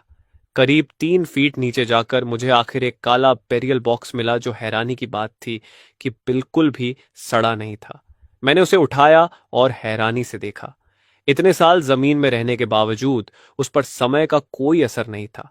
मैंने उसका स्विच घुमाया और क्लिक की आवाज आई। वो बॉक्स जिसे मेरे पिता ने 15 साल तक संभाल कर रखा था लेकिन कभी नहीं खोला, आखिर आज खुल गया। जैसे ही बॉक्स खुला, मेरी आंखें चौड़ी हो गईं। अंदर 2 जेड बॉटल्स रखी थीं जिनमें एमरल्ड ग्रीन स्पिरिचुअल लिक्विड भरा हुआ था। यह मिड ग्रेड रिफाइनमेंट लिक्विड था। मैं बेहद खुश हो गया। ये 2 बॉटल्स मेरी सबसे बड़ी परेशानी हल कर सकती थीं। मैंने बॉटल्स उठाई और तभी देखा कि नीचे एक लेटर और एक बैम्बू स्क्रोल भी रखा हुआ था। मेरा दिल जोर से धड़कने लगा। मैंने कांपते हाथों से लेटर खोला और अंदर पिता की हैंडराइटिंग देखकर मेरी आंखें भर आईं। श्याओचेन, ये 2 bottles mid grade refinement liquid तुम्हें तुम्हारा करंट बॉटल नेक पार करने में मदद करेंगी, लेकिन इससे भी ज्यादा जरूरी नीचे रखा बैम्बू स्क्रोल है। ये तुम्हारे पिता की बनाई ऑर्डिनरी ग्रेड सोल आर्ट है। मेरी अधूरी जिंदगी ने मुझे सिर्फ बेसिक्स समझने दिया और मैं मुश्किल से 2 स्टार सोल मास्टर बन पाया। उम्मीद है मेरा बेटा मुझसे आगे जाएगा और ऐसा महान सोल मास्टर बनेगा जो आसमान और धरती के बीच अडिग खड़ा रहे। तभी तुम्हारे पास खुद को बचाने की ताकत होगी। और आखिर में, ये बेरियल बॉक्स तुम्हारी मां ने छोड़ा था। उसने कहा था कि जब तुम 5 स्टार सोल मास्टर बन जाओगे तब तुम इस बॉक्स की हिडन लेयर खोल पाओगे। मैं उस हिडन लेयर को कभी नहीं खोल पाया। यही मेरी सबसे बड़ी अधूरी इच्छा रही। आगे बढ़ो मेरे बेटे। आंसुओं की बूंदें लेटर पर गिरने लगीं और मुझे ऐसा लगा जैसे पिता आखिरी बार मेरे सामने मुस्कुरा कर विदा ले रहे हों। पिता, मैंने आंसू पोंछे और लेटर को बहुत संभाल कर रख लिया। मेरा दिल भावनाओं से भर चुका था। मुझे आज पता चला कि मेरे पिता कभी 2 स्टार सोल मास्टर थे। सोल मास्टर्स इस दुनिया की सबसे सम्मानित प्रोफेशन माने जाते थे। उनके पास आम लोगों से कहीं ज्यादा पावरफुल सोल पावर होती थी और वे अनगिनत रहस्यमयी स्पिरिचुअल टेक्निक्स इस्तेमाल कर सकते थे। इतना ही नहीं, वॉरियर्स के लिए जरूरी स्पिरिचुअल एलिक्सर्स भी वही बनाते थे। मॉर्टल मेडिसिन से अलग कल्चरेशन एलिक्सर्स अलग अलग स्पिरिचुअल हर्ब्स से बनाए जाते थे। ये हर्ब्स सालों तक पहाड़ों की गहराई में ऑनरा एब्जॉर्ब करते थे, लेकिन साथ ही उनमें इम्प्यूरिटीज भी जमा हो जाती थी। उन इम्प्यूरिटीज को हटाने के लिए बेहद शक्तिशाली सोल पावर चाहिए होती थी। इसलिए सोल मास्टर्स सिर्फ रहस्यमयी एक्सपर्ट्स ही नहीं बल्कि सबसे कीमती एल्केमिस्ट्स भी थे। यही वजह थी कि लूशन सिटी की इन फैमिली सिर्फ इसलिए सबसे बड़ी एल्केमी फैमिली बन गई क्योंकि उनकी हर जनरेशन को एंसेस्ट्रल रेलिक हेवनली फर्नेस विरासत में मिलता था। एक ऐसा ट्रेजर जो थोड़ी देर के लिए किसी इंसान की सोल पावर बढ़ा सकता था और उसे लगभग सोल मास्टर अप्रेंटिस लेवल तक पहुंचा देता था। सिर्फ इसी रिलिक की वजह से उनका परिवार पूरी लुसियन सिटी पर राज करता था। अगर वे जोर से पैर पटक दें तो पूरी सिटी 3 बार कांप जाए। इससे अंदाजा लगाया जा सकता था कि असली सोल मास्टर कितना डरावना होता है। मैंने आखिर बैम्बू स्क्रोल खोला। उसके अंदर अजीब तरह के मुड़े तुड़े सिंबल्स लिखे थे। पहली नजर में तो वे चाइनीज कैरेक्टर्स भी नहीं लग रहे थे। जितना ज्यादा मैं उन अजीब अक्षरों को देखता गया, उतना ही मेरा सिर चकराने लगा। ऊपर लिखा था तैसू, अपर चैप्टर, लेखक स्योयाओ द जियन 8 स्टार सोल मास्टर। उसके नीचे लिखा था, जिन लोगों की सोल पावर मजबूत होगी वही इन अक्षरों को समझ पाएंगे, वरना उन्हें भयानक सिरदर्द होगा और गंभीर स्थिति में उनकी सोल भी नष्ट हो सकती है। सावधानी से अभ्यास करें। तब मुझे समझ आया कि ये अक्षर आंखों से नहीं, सोल से पढ़े जाते हैं और मैं इन्हें समझ पा रहा था। इसका मतलब मेरी सोल आम लोगों से कहीं ज्यादा मजबूत थी और मेरे पास सोल मास्टर बनने की योग्यता थी। यह सोचकर मैं बेहद खुश हो गया। मैं जल्दी जल्दी पढ़ता गया, लेकिन कुछ देर बाद मेरा सिर बुरी तरह दर्द करने लगा और मैं आगे नहीं पढ़ पाया, इसलिए मुझे रुकना पड़ा। मैं तुरंत पिता की कब्र के सामने पालथी मारकर बैठ गया और जो कुछ पढ़ा था उसे मन ही मन समझने लगा। जैसे मैंने पहले स्प्रिंग ब्रीज ट्रू सूत्र सीखी थी, उसी तरह इस टेक्निक को समझना भी मेरे लिए हैरानीजनक रूप से आसान था। थोड़ी ही देर में मैंने आंखें खोलीं और उनमें उत्साह था। लगता था कि मैंने सोल पावर इस्तेमाल करने के कुछ बेसिक मेथड्स सीख लिए थे। मैंने सामने रखी मिड ग्रेड रिफाइनमेंट लिक्विड की 2 बॉटल्स की तरफ देखा। एक बॉटल तुरंत पी ली और दूसरी जेब में रख ली। जैसे ही पावरफुल मेडिसिनल एनर्जी मेरे शरीर में घुसी, मेरे अंदर स्पिरिचुअल ऑरा उफान मारने लगी। मैंने तुरंत कल्टीवेशन शुरू कर दी और उस एनर्जी को लालच से अब्सॉर्ब करने लगा। कुछ ही देर बाद मेरे शरीर के अंदर गहरी कंपन हुई और मैंने आंखें खोल दी। मैं बॉडी टेम्परिंग की तीसरी लेयर तक पहुंच चुका था। मैं हैरान रह गया। मिड ग्रेड रिफाइनमेंट लिक्विड का इफेक्ट इतना जबरदस्त है, तो फिर हाई ग्रेड और सुप्रीम ग्रेड कितने डरावने होंगे। मैंने पिता की कब्र के सामने खोदा हुआ गड्ढा वापस भर दिया, उनकी कब्र को झुककर प्रणाम किया और फिर शहर लौट आया। लेकिन मैं सीधे ज़ियान फैमिली नहीं गया। मैं इमॉर्टल फ्लो सिटी की दूसरी सबसे बड़ी एल्केमी फैमिली वान फैमिली की दुकान ट्रेजर पवेलियन पहुंचा, जिसका बिजनेस अब गिर रहा था। वान फैमिली के पास इन फैमिली जैसा सोल पावर बढ़ाने वाला ट्रेजर नहीं था, इसलिए वे सिर्फ बहुत घटिया प्रोडक्ट्स बना पाते थे और उनका बिजनेस इन फैमिली से काफी कमजोर था। वहां पहुंचकर मैंने ढीला काला रोब पहना, मास्क लगाया और दुकान के अंदर गया। ट्रेजर पवेलियन का मैनेजर आलस से कुर्सी पर लेटा दुकान संभाल रहा था। उसने सुस्त आवाज में पूछा, सर, क्या खरीदना चाहते हैं? मैंने सिर हिलाया और भारी आवाज में कहा, मैं खरीदने नहीं आया। मैनेजर ने हैरानी से मुझे देखा। तो क्या आपके पास कोई हेवनली मटेरियल है बेचने के लिए? मैंने फिर सिर हिलाया। वो भी नहीं।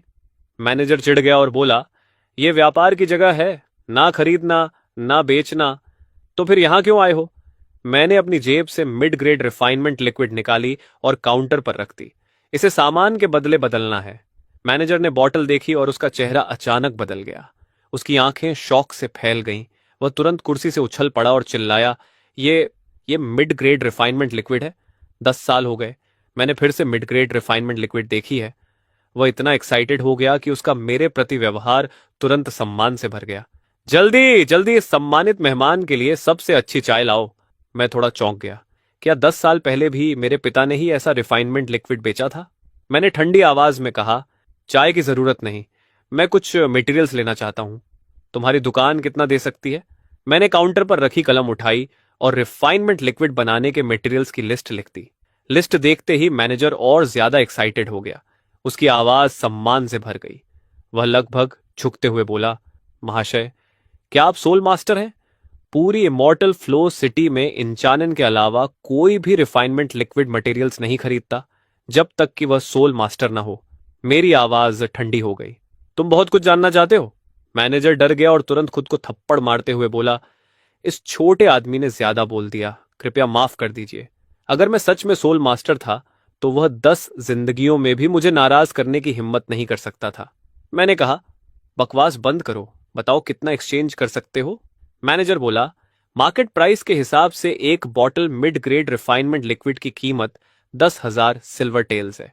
रिफाइनमेंट मटेरियल्स की एक सेट 1,000 सिल्वर टेल्स की पड़ती है, तो हम आपको 10 सेट्स दे सकते हैं। फिर उसने इधर उधर देखा और धीरे से बोला, लेकिन अगर भविष्य में आपके पास और रिफाइनमेंट लिक्विड हो और आप हमें बेचें तो मैं फैसला लेकर आपको 11 सेट्स दे सकता हूं। मैं अंदर से खुश हो गया। एक बॉटल की कीमत 10,000 सिल्वर टेल्स, जबकि लो ग्रेड की सिर्फ 5,000 होती है, लेकिन उसके इफेक्ट को देखकर यह 2 गुनी कीमत पूरी तरह सही थी। मैंने थोड़ा सोचा और सिर हिला दिया। मैनेजर खुशी से झूम उठा और तुरंत 11 सेट्स मटेरियल्स मेरे सामने रख दिए।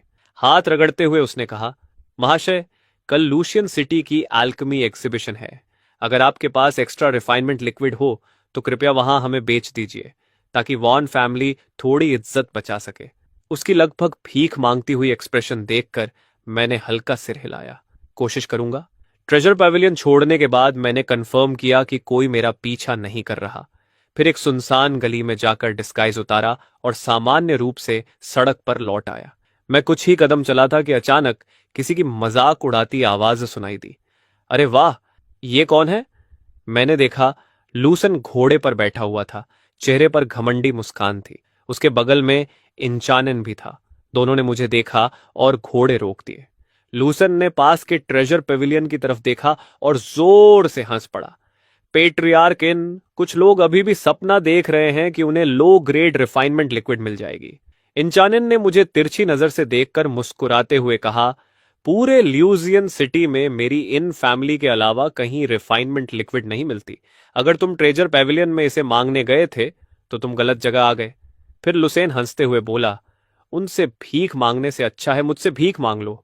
शायद मैं तुम्हें रिफाइनमेंट लिक्विड दे दूं, या फिर मुझसे ये मांग लो कि मैं तुम्हारी फियांस को छोड़ दूं। दोनों जोर जोर से हंसते हुए घोड़ों पर आगे बढ़ गए, जबकि इंचानन जाते जाते मुझे तिरछी नजरों से घूरता रहा। दुनिया को नष्ट करने वाले अल्केमी लिक्विड के बारे में भूल जाओ। जब तक मैं इंचानन यहां हूं, तुम अपनी पूरी जिंदगी में अल्केमी लिक्विड की एक बूंद भी पाने के बारे में सोच नहीं सकते। ये कहकर उसने अपने घोड़े को एड़ी मारी और उसे पकड़ने निकल पड़ा। मैंने बस कंधे उचका दिए। लो ग्रेड अल्केमी लिक्विड तो कुत्ते भी नहीं चाहते। ज्यादा देर नहीं हुई थी कि यंग मिस हान वैन सिलन ट्रेजर गैलरी में दाखिल हुई। दुकानदार डर और सम्मान से भरे चेहरे के साथ झुक गया। यंग मिस, मामला वैसा ही है जैसा मैंने पहले आपको बताया था। हान सिलिन की आंखें बेहद तेज थीं। उसने ठंडी आवाज में पूछा, क्या तुमने किसी को उसकी पहचान पता करने भेजा था? दुकानदार का शरीर कांप उठा। यह बूढ़ा नौकर ऐसी हिम्मत कैसे कर सकता है? सोल मास्टर्स को बिल्कुल पसंद नहीं कि कोई उनके सौभाग्यपूर्ण मौकों की जासूसी करे। अगर हम उन्हें नाराज कर दें तो क्या हम हैंग परिवार पर मुसीबत नहीं लाएंगे? हान सिलिन का चेहरा थोड़ा नरम पड़ा। उसने राहत की सांस ली। फिलहाल मैं तुम्हें माफ करती हूं। बहुत अच्छा, तुमने इस मामले को बेहद सही तरीके से संभाला।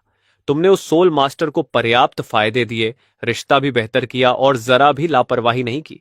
आगे हमारी वैन फैमिली उस सोल मास्टर को अपने पक्ष में कर पाएगी या नहीं, यह पूरी तरह उसकी इच्छा पर निर्भर करेगा। अगर वह प्रदर्शनी में हमें कुछ मिड ग्रेड अल्केमी लिक्विड दे सके तो हम मशहूर हो जाएंगे और साथ ही इन फैमिली से मुकाबला भी कर पाएंगे। जैसे ही मैं हियन मैंशन वापस लौटा, मैंने अंदर पूरा हंगामा देखा। ढूंढो, ध्यान से ढूंढो, चाहे जमीन 3 फीट नीचे तक क्यों ना खोदनी पड़े, जीन रीस्यू को ढूंढ कर लाओ। क्या? कानाने रीस्यू गायब हो गई? मेरा दिल घबराहट से भर गया। तुरंत एक बुरा ख्याल आया। क्या वो बेवकूफ लड़की अकेले ही हेवनली ट्रेजर्स और कीमती मटेरियल्स ढूंढने निकल गई ताकि अपना रियलम तोड़ सके? अंधेरा होने वाला था और वो अब तक वापस नहीं आई थी। हो सकता है वो किसी खतरे में पड़ गई हो। मैंने देर करने की हिम्मत नहीं की। मैं तुरंत शहर के गेट से बाहर भागा और मिस्टी क्लाउड माउंटेन्स की तरफ दौड़ा, वही जगह जहां हेवनली ट्रेजर्स और कीमती मटेरियल्स मिलने की सबसे ज्यादा संभावना थी। मिस्टी क्लाउड माउंटेन्स की एक खाई के किनारे सीने पर चमगादड़ के निशान खड़े हुए 3 ताकतवर आदमी जेन रूस्यू को क्रूर नजरों से देख रहे थे। वह अपने पैरों के नीचे की बेलों को पकड़कर हवा में लटकी हुई थी। लंबे समय तक ऐसे लटके रहने की वजह से उसकी ताकत खत्म हो चुकी थी। उसका चेहरा कागज की तरह सफेद था और उसका शरीर बुरी तरह कांप रहा था। सुंदरी जेन, अब संघर्ष करना बंद कर दो, वरना नीचे गिरकर मांस का ढेर बन जाओगी, आगे खड़े आदमी ने होंठ चाटते हुए कहा। दूसरा आदमी हंसते हुए बोला, चलो जल्दी ऊपर आ जाओ। हर दुश्मनी की जड़ होती है और हर कर्ज का मालिक होता है। हम बस तुम्हें लूसन का जुए का कर्ज चुकाने के लिए पकड़ रहे हैं।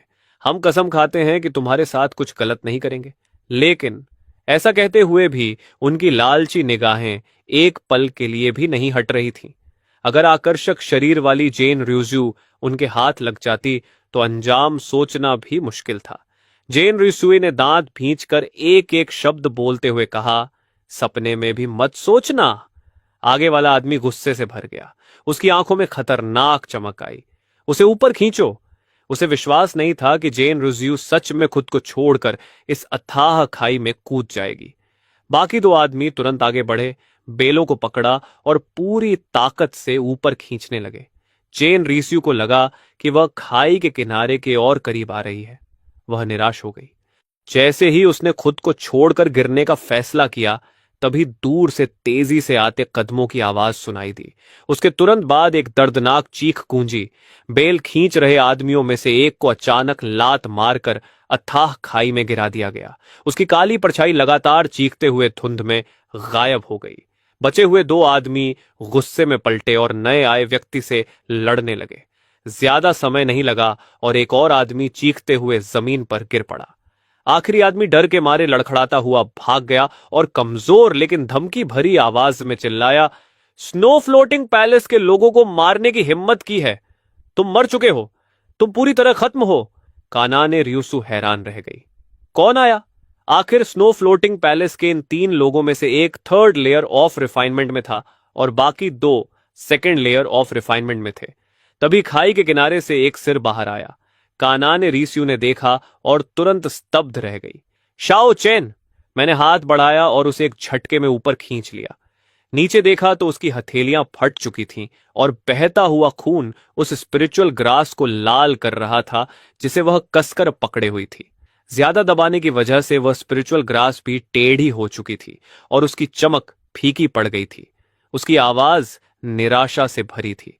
इसे ढूंढने में मुझे बहुत मेहनत लगी थी। मेरा दिल भावनाओं से भर गया। मैंने उसे धीरे से गले लगाया और धीमी आवाज में कहा, भविष्य में मेरे लिए अपनी जान जोखिम में मत डालना। चेन रियोसू मेरे सीने से लग गई।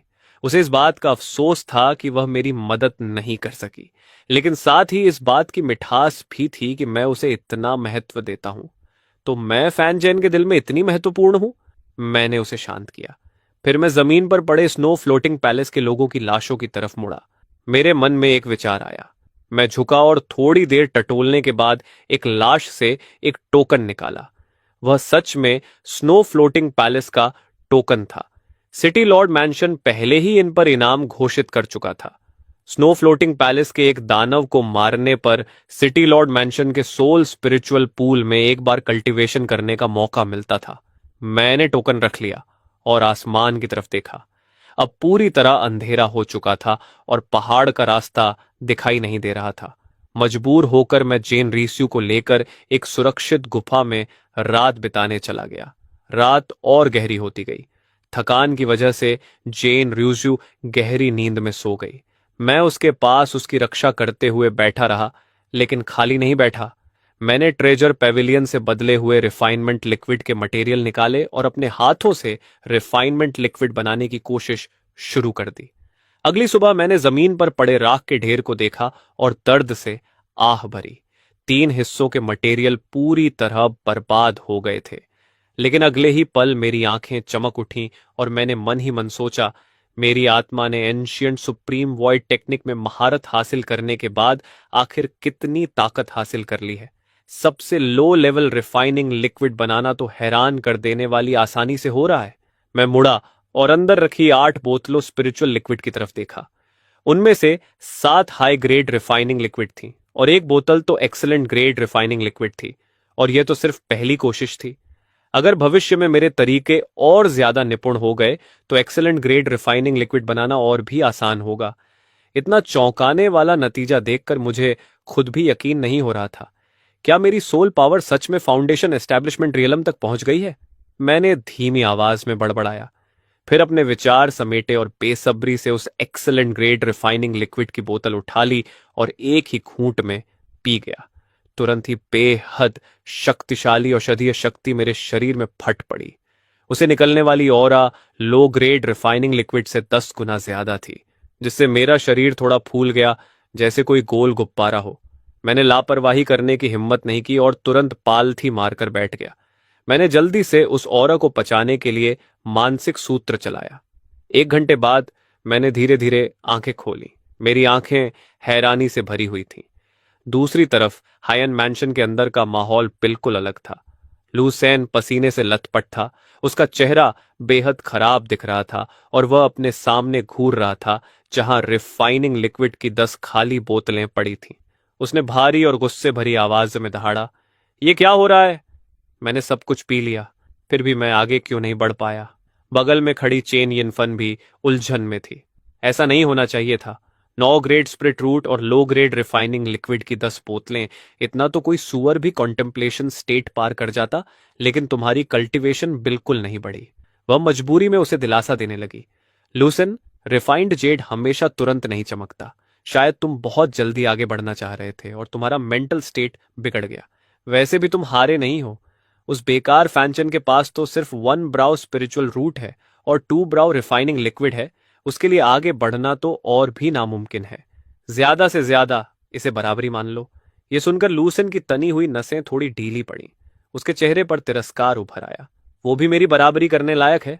मेरा आगे न बढ़ना सिर्फ अस्थाई है, लेकिन वो अपनी पूरी जिंदगी में आगे बढ़ने का सपना भी मत देखे। चलो, मैं हॉल चलते हैं और फैसला करते हैं कौन बेहतर है। उसी समय मैं और जेन रूसू सुबह की हल्की रोशनी में हायन मैंशन लौटे। जेन रूजू ने जेन परिवार के अंदर वाले लाल बांस के दरवाजे को देखा, लेकिन कदम बढ़ाने में हिचकिचाई। वह मेरी तरफ मुड़ी। उसकी आंखें भारी थीं। जैसे ही मैंने उसकी बेचैनी महसूस की, मैंने उसका हाथ पकड़ लिया और शांत लेकिन दृढ़ आवाज में कहा, मैंने कहा था ना, मैं तुम्हारी रक्षा करूंगा। मैं उसका हाथ पकड़कर उसके साथ हियन मैंशन के अंदर चला गया। कनान जेन यंग भी लोगों के साथ जल्दी जल्दी वहां पहुंच रहा था। जब उसने हमारे जुड़े हुए हाथ देखे तो उसकी भौहें हल्की सिकुड़ गईं और उसने पूछा, फैन चेन, इन दिनों तुम्हारी कल्चरेशन कैसी रही? मैंने अपनी कलम हल्की उठाई और 2 शब्द लिखे, ठीक है। कानन हैरान दिखा, लेकिन उसने ज्यादा नहीं पूछा और हमें मेन हॉल की तरफ ले गया। मेन हॉल पहले से लोगों से भरा हुआ था। जियान परिवार के दर्जनों युवा और बुजुर्ग सदस्य डायरेक्ट लाइन और कोलेटरल लाइन दोनों मौजूद थे।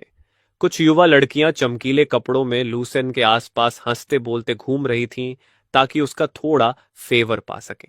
कन लुई के चेहरे पर भी मुस्कान थी और वह बीच बीच में लूसेन से बात कर रही थी, लेकिन जैसे ही उसने मुझे अंदर आते देखा, उसके चेहरे की मुस्कान तुरंत गायब हो गई। उसने ठंडे स्वर में कहा, मुझे लगा तुम आने की हिम्मत नहीं करोगे। कम से कम तुम में थोड़ी मर्दानगी तो है। मैंने उससे बात करना भी जरूरी नहीं समझा और सीधे मेन हॉल के बीचों बीच जाकर सीधा खड़ा हो गया और लिखा, हम कब शुरू करें? मेरी शांत और आत्मविश्वास भरी ऑरा देखकर वहां मौजूद सभी लोगों के चेहरे हल्के बदल गए। जेन लुओ यी की आंखों में भी हैरानी चमकी और उसने मुझे ऊपर से नीचे तक देखा। चेनियन फैन ने अपनी चाय की प्याली हल्के से थपथपाई और धीरे से कहा, फैन चेन, क्या तुम्हें शुरुआत में लगाई गई शर्त याद है?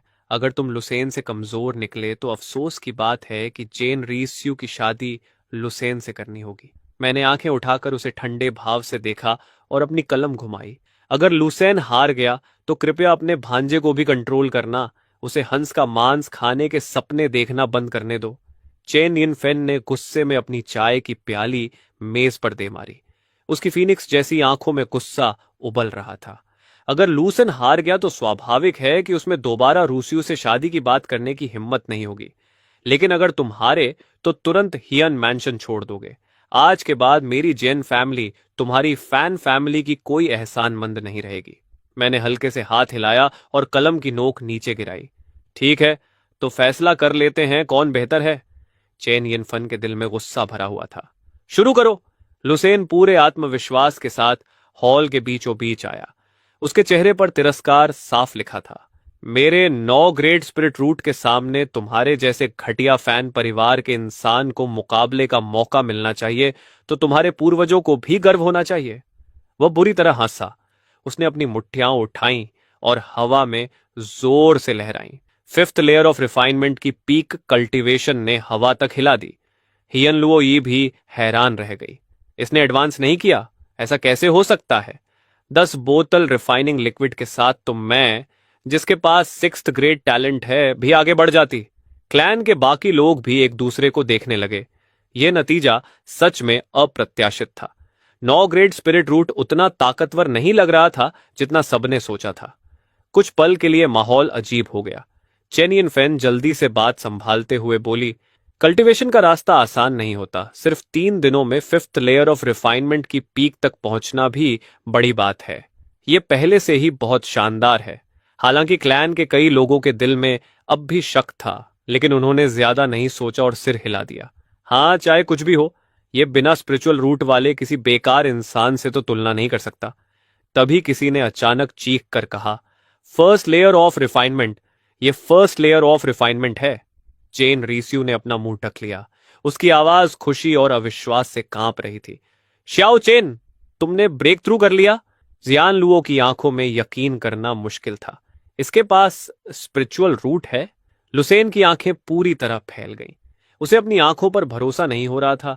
जिस बेकार इंसान को उसने कभी अहमियत नहीं दी, उसने सच में फर्स्ट लेवल ट्रेनिंग पार कर लिया था और उसे हरा दिया था। यह कैसे हो सकता है? वह इसे स्वीकार नहीं कर पा रहा था। मैं 9 ग्रेड स्पिरिचुअल रूट्स वाला जीनियस एक बेकार इंसान से हार गया?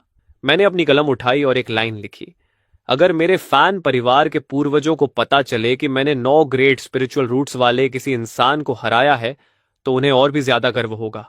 कुछ देर पहले लुसेन की गई हंसी उड़ाना अब उसके चेहरे पर जोरदार थप्पड़ जैसा लग रहा था। वह गुस्से में मुट्ठियां भींचता रहा। चेन यिन फन को भी लगा कि उसकी इज्जत चली गई।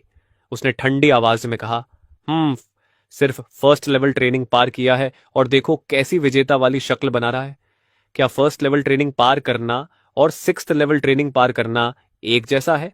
दूसरा, पहले से 5 गुना मुश्किल है। मैं बस मुस्कुराया, हाथ उठाया और फिर एक मुक्का हवा में मारा। हवा में हल्की विस्फोट जैसी आवाज गूंजी। जेन रियुसु शौक में अपना मुंह खोल कर रह गई। Second level training? शाओचेन, तुमने सच में सेकंड लेवल ट्रेनिंग भी पार कर लिया, और वो भी सिर्फ 3 दिनों में? अब तो हियन लुओ भी अपनी सीट पर नहीं बैठ सकी। उसके खूबसूरत चेहरे पर गहरा शौक था। मैं भी 3 दिनों में सेकंड लेवल ट्रेनिंग पार नहीं कर सकती। लुसेन की आंखें गुस्से और जलन से भर गईं।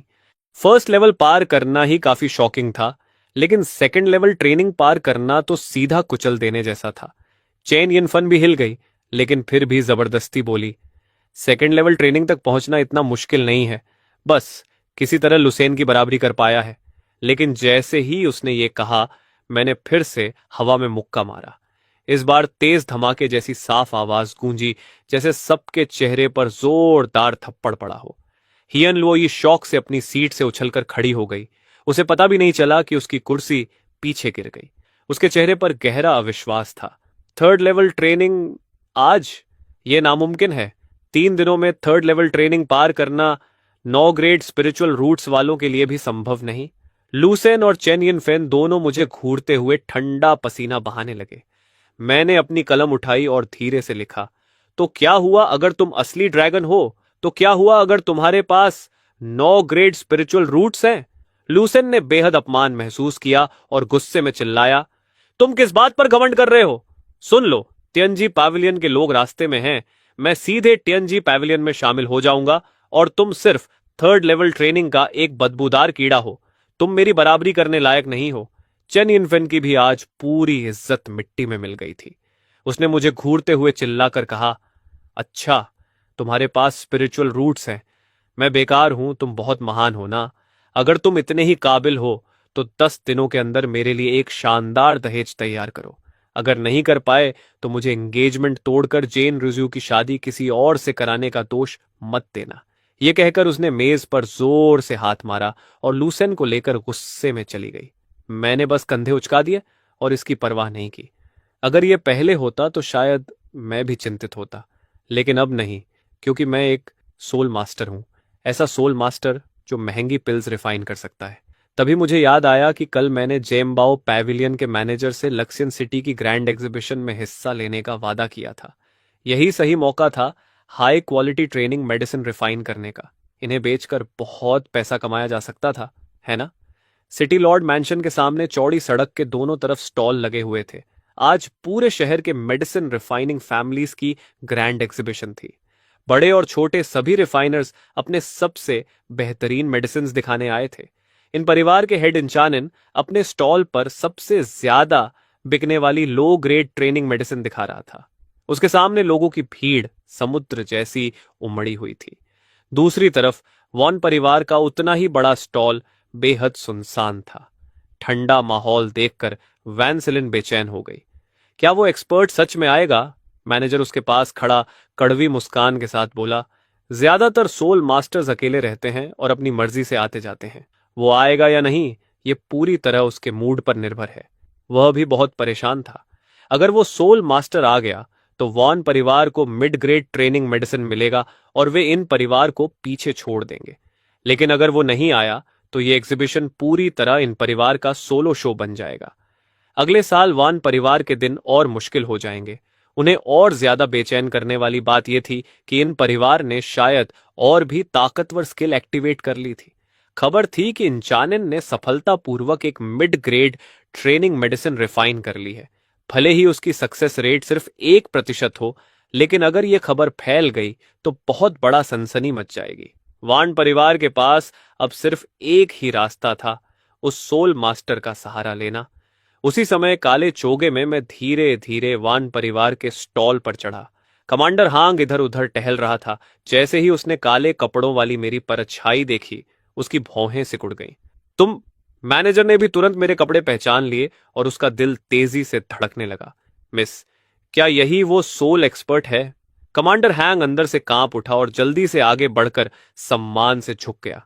कमांडर हैंग, एक्सपर्ट को मेरा प्रणाम। मैनेजर ने जल्दी से परिचय करवाया। एक्सपर्ट, ये मेरी वॉन फैमिली की बड़ी मिस है, जो फैमिली अफेयर्स की वाइस प्रेसिडेंट हैं। मैंने वान परिवार के मामलों में कोई दिलचस्पी नहीं दिखाई और भारी आवाज में सीधे पूछा, तुम लोग अल्केमी बिजनेस का कितना हिस्सा संभाल सकते हो? कमांडर हैंग ने अपनी भावनाएं छिपा ली। ये सोल मास्टर सच में वन परिवार के साथ सहयोग करना चाहता है। उसकी आंखें हल्की सी हिलीं और उसने कहा, हमारी वॉन फैमिली ने मार्केट प्राइस के हिसाब से 1 लाख सिल्वर टेल्स तैयार किए हैं। हम 10th rank mid grade Alchemy business संभाल सकते हैं। यह सुनकर मैंने हल्का सा भौहें सिकोड़ ली। मेरे पास अभी मिड ग्रेड अल्केमी थी ही नहीं, मेरे पास सिर्फ हाई ग्रेड थी। जब मैंने कुछ नहीं कहा तो कमांडर वॉन को लगा शायद उसने पर्याप्त पैसे तैयार नहीं किए। उसने जल्दी से जोड़ा, एक्सपर्ट, शायद आपको पता न हो, हमारी वैन फैमिली आपका एल्केमी बिजनेस 10,000 सिल्वर टेल्स प्रति बोतल के हिसाब से खरीद रही है। यह बिल्कुल उचित कीमत है। सामने इन परिवार ऑलरेडी मिड ग्रेड अल्केमी बना चुका है। अगर भविष्य में दोनों परिवार कंपीट करेंगे तो सेलिंग प्राइस निश्चित रूप से 10,000 से नीचे गिर जाएगी। हमारी वॉन फैमिली पॉपुलैरिटी कमाने के लिए घाटा उठाने को भी तैयार है। मैंने शांत स्वर में कहा, मैं मिड ग्रेड प्रोडक्ट्स नहीं बेचता। यह सुनते ही मैनेजर के माथे पर पसीना आ गया। उसने साफ साफ कहा था कि वह इस सोल मास्टर को मौके पर मिड ग्रेड अल्केमी बेचने के लिए बुलाएगा। तभी मैंने चुपचाप एक बोतल निकाली, उसे अपनी हथेली में घुमाया और कहा, मैं सिर्फ यह बेचता हूं। कमांडर वान और मैनेजर ने एक साथ देखा। कमांडर वान किसी तरह शांत रहा, लेकिन अंदर से हिल गया, जबकि मैनेजर सीधे चिल्ला पड़ा, हाई ग्रेड अल्केमी एक्सपर्ट, आप हमें यह बेचने वाले हैं? मैंने पूछा, तुम लोग खरीदना नहीं चाहते? मैनेजर तुरंत बोला, नहीं नहीं, ऐसा नहीं है, हम जरूर खरीदना चाहते हैं। यह हाई ग्रेड अल्केमी है। सिर्फ लक्सियन सिटी ही नहीं, आसपास के शहरों में भी ऐसी टॉप क्वालिटी स्पिरिचुअल मेडिसिन कभी नहीं दिखी। इसके साथ वॉन फैमिली तुरंत मशहूर हो जाएगी, इन फैमिली का मार्केट शेयर छीन लेगी और लक्ष्यन सिटी की नंबर 1 अल्केमी फैमिली बन जाएगी। इन फैमिली की मिड ग्रेड अल्केमी इसके सामने कुछ भी नहीं है। लेकिन फिर मैनेजर चिंतित होकर बोला, एक्सपर्ट, आप हर बोतल की कीमत कितनी रखेंगे? यह बहुत महंगी चीज है। मैंने सुना है दूर की जगहों पर इसकी एक बोतल 50,000 सिल्वर टेल्स तक बिकती है। अगर आपने बहुत ऊंची कीमत मांगी तो हमारी वान फैमिली ज्यादा मात्रा में इसे खरीद नहीं पाएगी। मैंने हल्के से कहा, 10,000 सिल्वर टेल्स। कमांडर वान की आंखों में गहरी शंका चमकी। एक्सपर्ट, आपको पता है मिड ग्रेड अल्केमी भी 10,000 सिल्वर टेल्स की होती है? उसे लगा शायद मेरा कोई और मकसद है। तभी मैंने 3 और बोतलें निकालकर सामने रख दी और शांत स्वर में कहा, मेरी सिर्फ एक शर्त है, इन परिवार को बर्बाद कर दो। कमांडर वान को तुरंत सब समझ आ गया, इसलिए यह एक्सपर्ट इतनी सस्ती कीमत पर बेच रहा था क्योंकि उसकी इन परिवार से दुश्मनी थी। इन परिवार ने सच में गलत इंसान को नाराज कर दिया था। उन्होंने 2nd रैंक सोल मास्टर को उकसाने की हिम्मत कैसे की? उसने तुरंत फैसला किया, अगर एक्सपर्ट लंबे समय तक इतनी कम कीमत पर हाई ग्रेड एल्केमी सप्लाई कर सकता है तो इन परिवार को गिराना कोई मुश्किल नहीं। मैंने सिर हिलाया और कहा, ठीक है, मुझे अल्केमी मटेरियल्स दो और मैं अभी तुम्हारे लिए बड़ी मात्रा में हाई ग्रेड अल्केमी बनाऊंगा। कमांडर वॉन ने तुरंत मटेरियल्स और एल्केमी रूम तैयार करने का आदेश दिया। दोपहर तक एग्जीबिशन अपने सबसे बड़े रश पर पहुंच गई। तभी इंचानन जोर जोर से हंसने लगा। सभी लोग सुनिए, मैं एक बड़ी खबर बताना चाहता हूं। हमारी इन फैमिली ने सफलतापूर्वक मिड ग्रेड अल्केमी बना ली है। इसकी कीमत 13,000 सिल्वर टेल्स होगी। भीड़ में जोरदार शोर मच गया। भले ही यह मार्केट प्राइस से महंगी थी, लेकिन मिड ग्रेड अल्केमी ऐसी चीज थी जिसकी डिमांड ज्यादा और सप्लाई बहुत कम थी। खरीद पाना ही किस्मत की बात थी, इसलिए थोड़ी महंगी होने पर भी लोग तैयार थे। अपने स्टॉल की तरफ उमड़ती भीड़ देखकर इंचानन जोर से हंसा। जब से पैन फू आया था, इन परिवार की किस्मत लगातार चमक रही थी। तभी कमांडर हैंग भी मुस्कुराते हुए एक लाल कपड़े से ढकी ट्रे लेकर आगे आया और बोला, सभी लोग, हमारी वैन फैमिली भी एक अच्छी खबर बताना चाहती है। इंचैनन चौंक गया। उसने भौहें सिकोड़कर कहा, यह लड़की कोई चाल चल रही है, सिर्फ मेरी इन फैमिली का मुकाबला करना चाहती है। इसके लिए असली ताकत चाहिए। उसके बोल खत्म भी नहीं हुए थे कि कमांडर हैंग के होंठ हल्के से ऊपर उठे और उसने सीधे कहा, आज से वॉन फैमिली सीमित मात्रा में हाई ग्रेड रिफाइनिंग एसेंस उपलब्ध कराएगी। फिर उसने लाल कपड़ा हटाया और हाई ग्रेड रिफाइनिंग एसेंस की बोतल सबके सामने आ गई। पूरा माहौल धमाके की तरह फट पड़ा। इंचानन समझ ही नहीं पाया कि वॉन परिवार ने एक रात में हाई ग्रेड रिफाइनिंग एसेंस कहां से ला दी। वह सच में डर गया जब उसने देखा कि उसके स्टॉल के सामने खड़े सारे ग्राहक दूसरी तरफ भाग रहे हैं। तो वह जल्दी से चिल्लाया, इतना एक्साइटेड मत होइए। हाई ग्रेड रिफाइनिंग एसेंस की कीमत कम से कम 50,000 सिल्वर टेल्स होती है। क्या आप लोग अफोर्ड कर सकते हैं? यह सुनकर कई लोग रुक गए और शर्मिंदा चेहरे बनाने लगे। सच में इतनी कीमती चीज आम लोग खरीद ही नहीं सकते थे। बेहतर है लो ग्रेड और मिड ग्रेड एसेंस ही खरीदी जाए। लेकिन कमांडर वॉन के होंठ फिर से मुस्कुराहट में उठे और उसने कहा, पुराने और नए ग्राहकों का धन्यवाद करने के लिए वॉन फैमिली घोषणा करती है कि अगले 1 महीने तक हाई ग्रेड रिफाइनिंग एसेंस की कीमत सिर्फ 12,000 सिल्वर टेल्स होगी। उसने यह कीमत बहुत सोच समझकर तय की थी। 10,000 एक्सपर्ट को जाएंगे, 1,000 मटेरियल्स का खर्च था और वॉन फैमिली को सिर्फ 1,000 सिल्वर टेल्स का छोटा सा प्रॉफिट मिलेगा। लेकिन इतना भी इन परिवार को हराने के लिए काफी था। जो भीड़ अभी रुकी थी वह फिर से फट पड़ी और पागलों की तरह वैन फैमिली के स्टॉल की तरफ दौड़ गई। ये अफरा तफरी शाम तक चलती रही।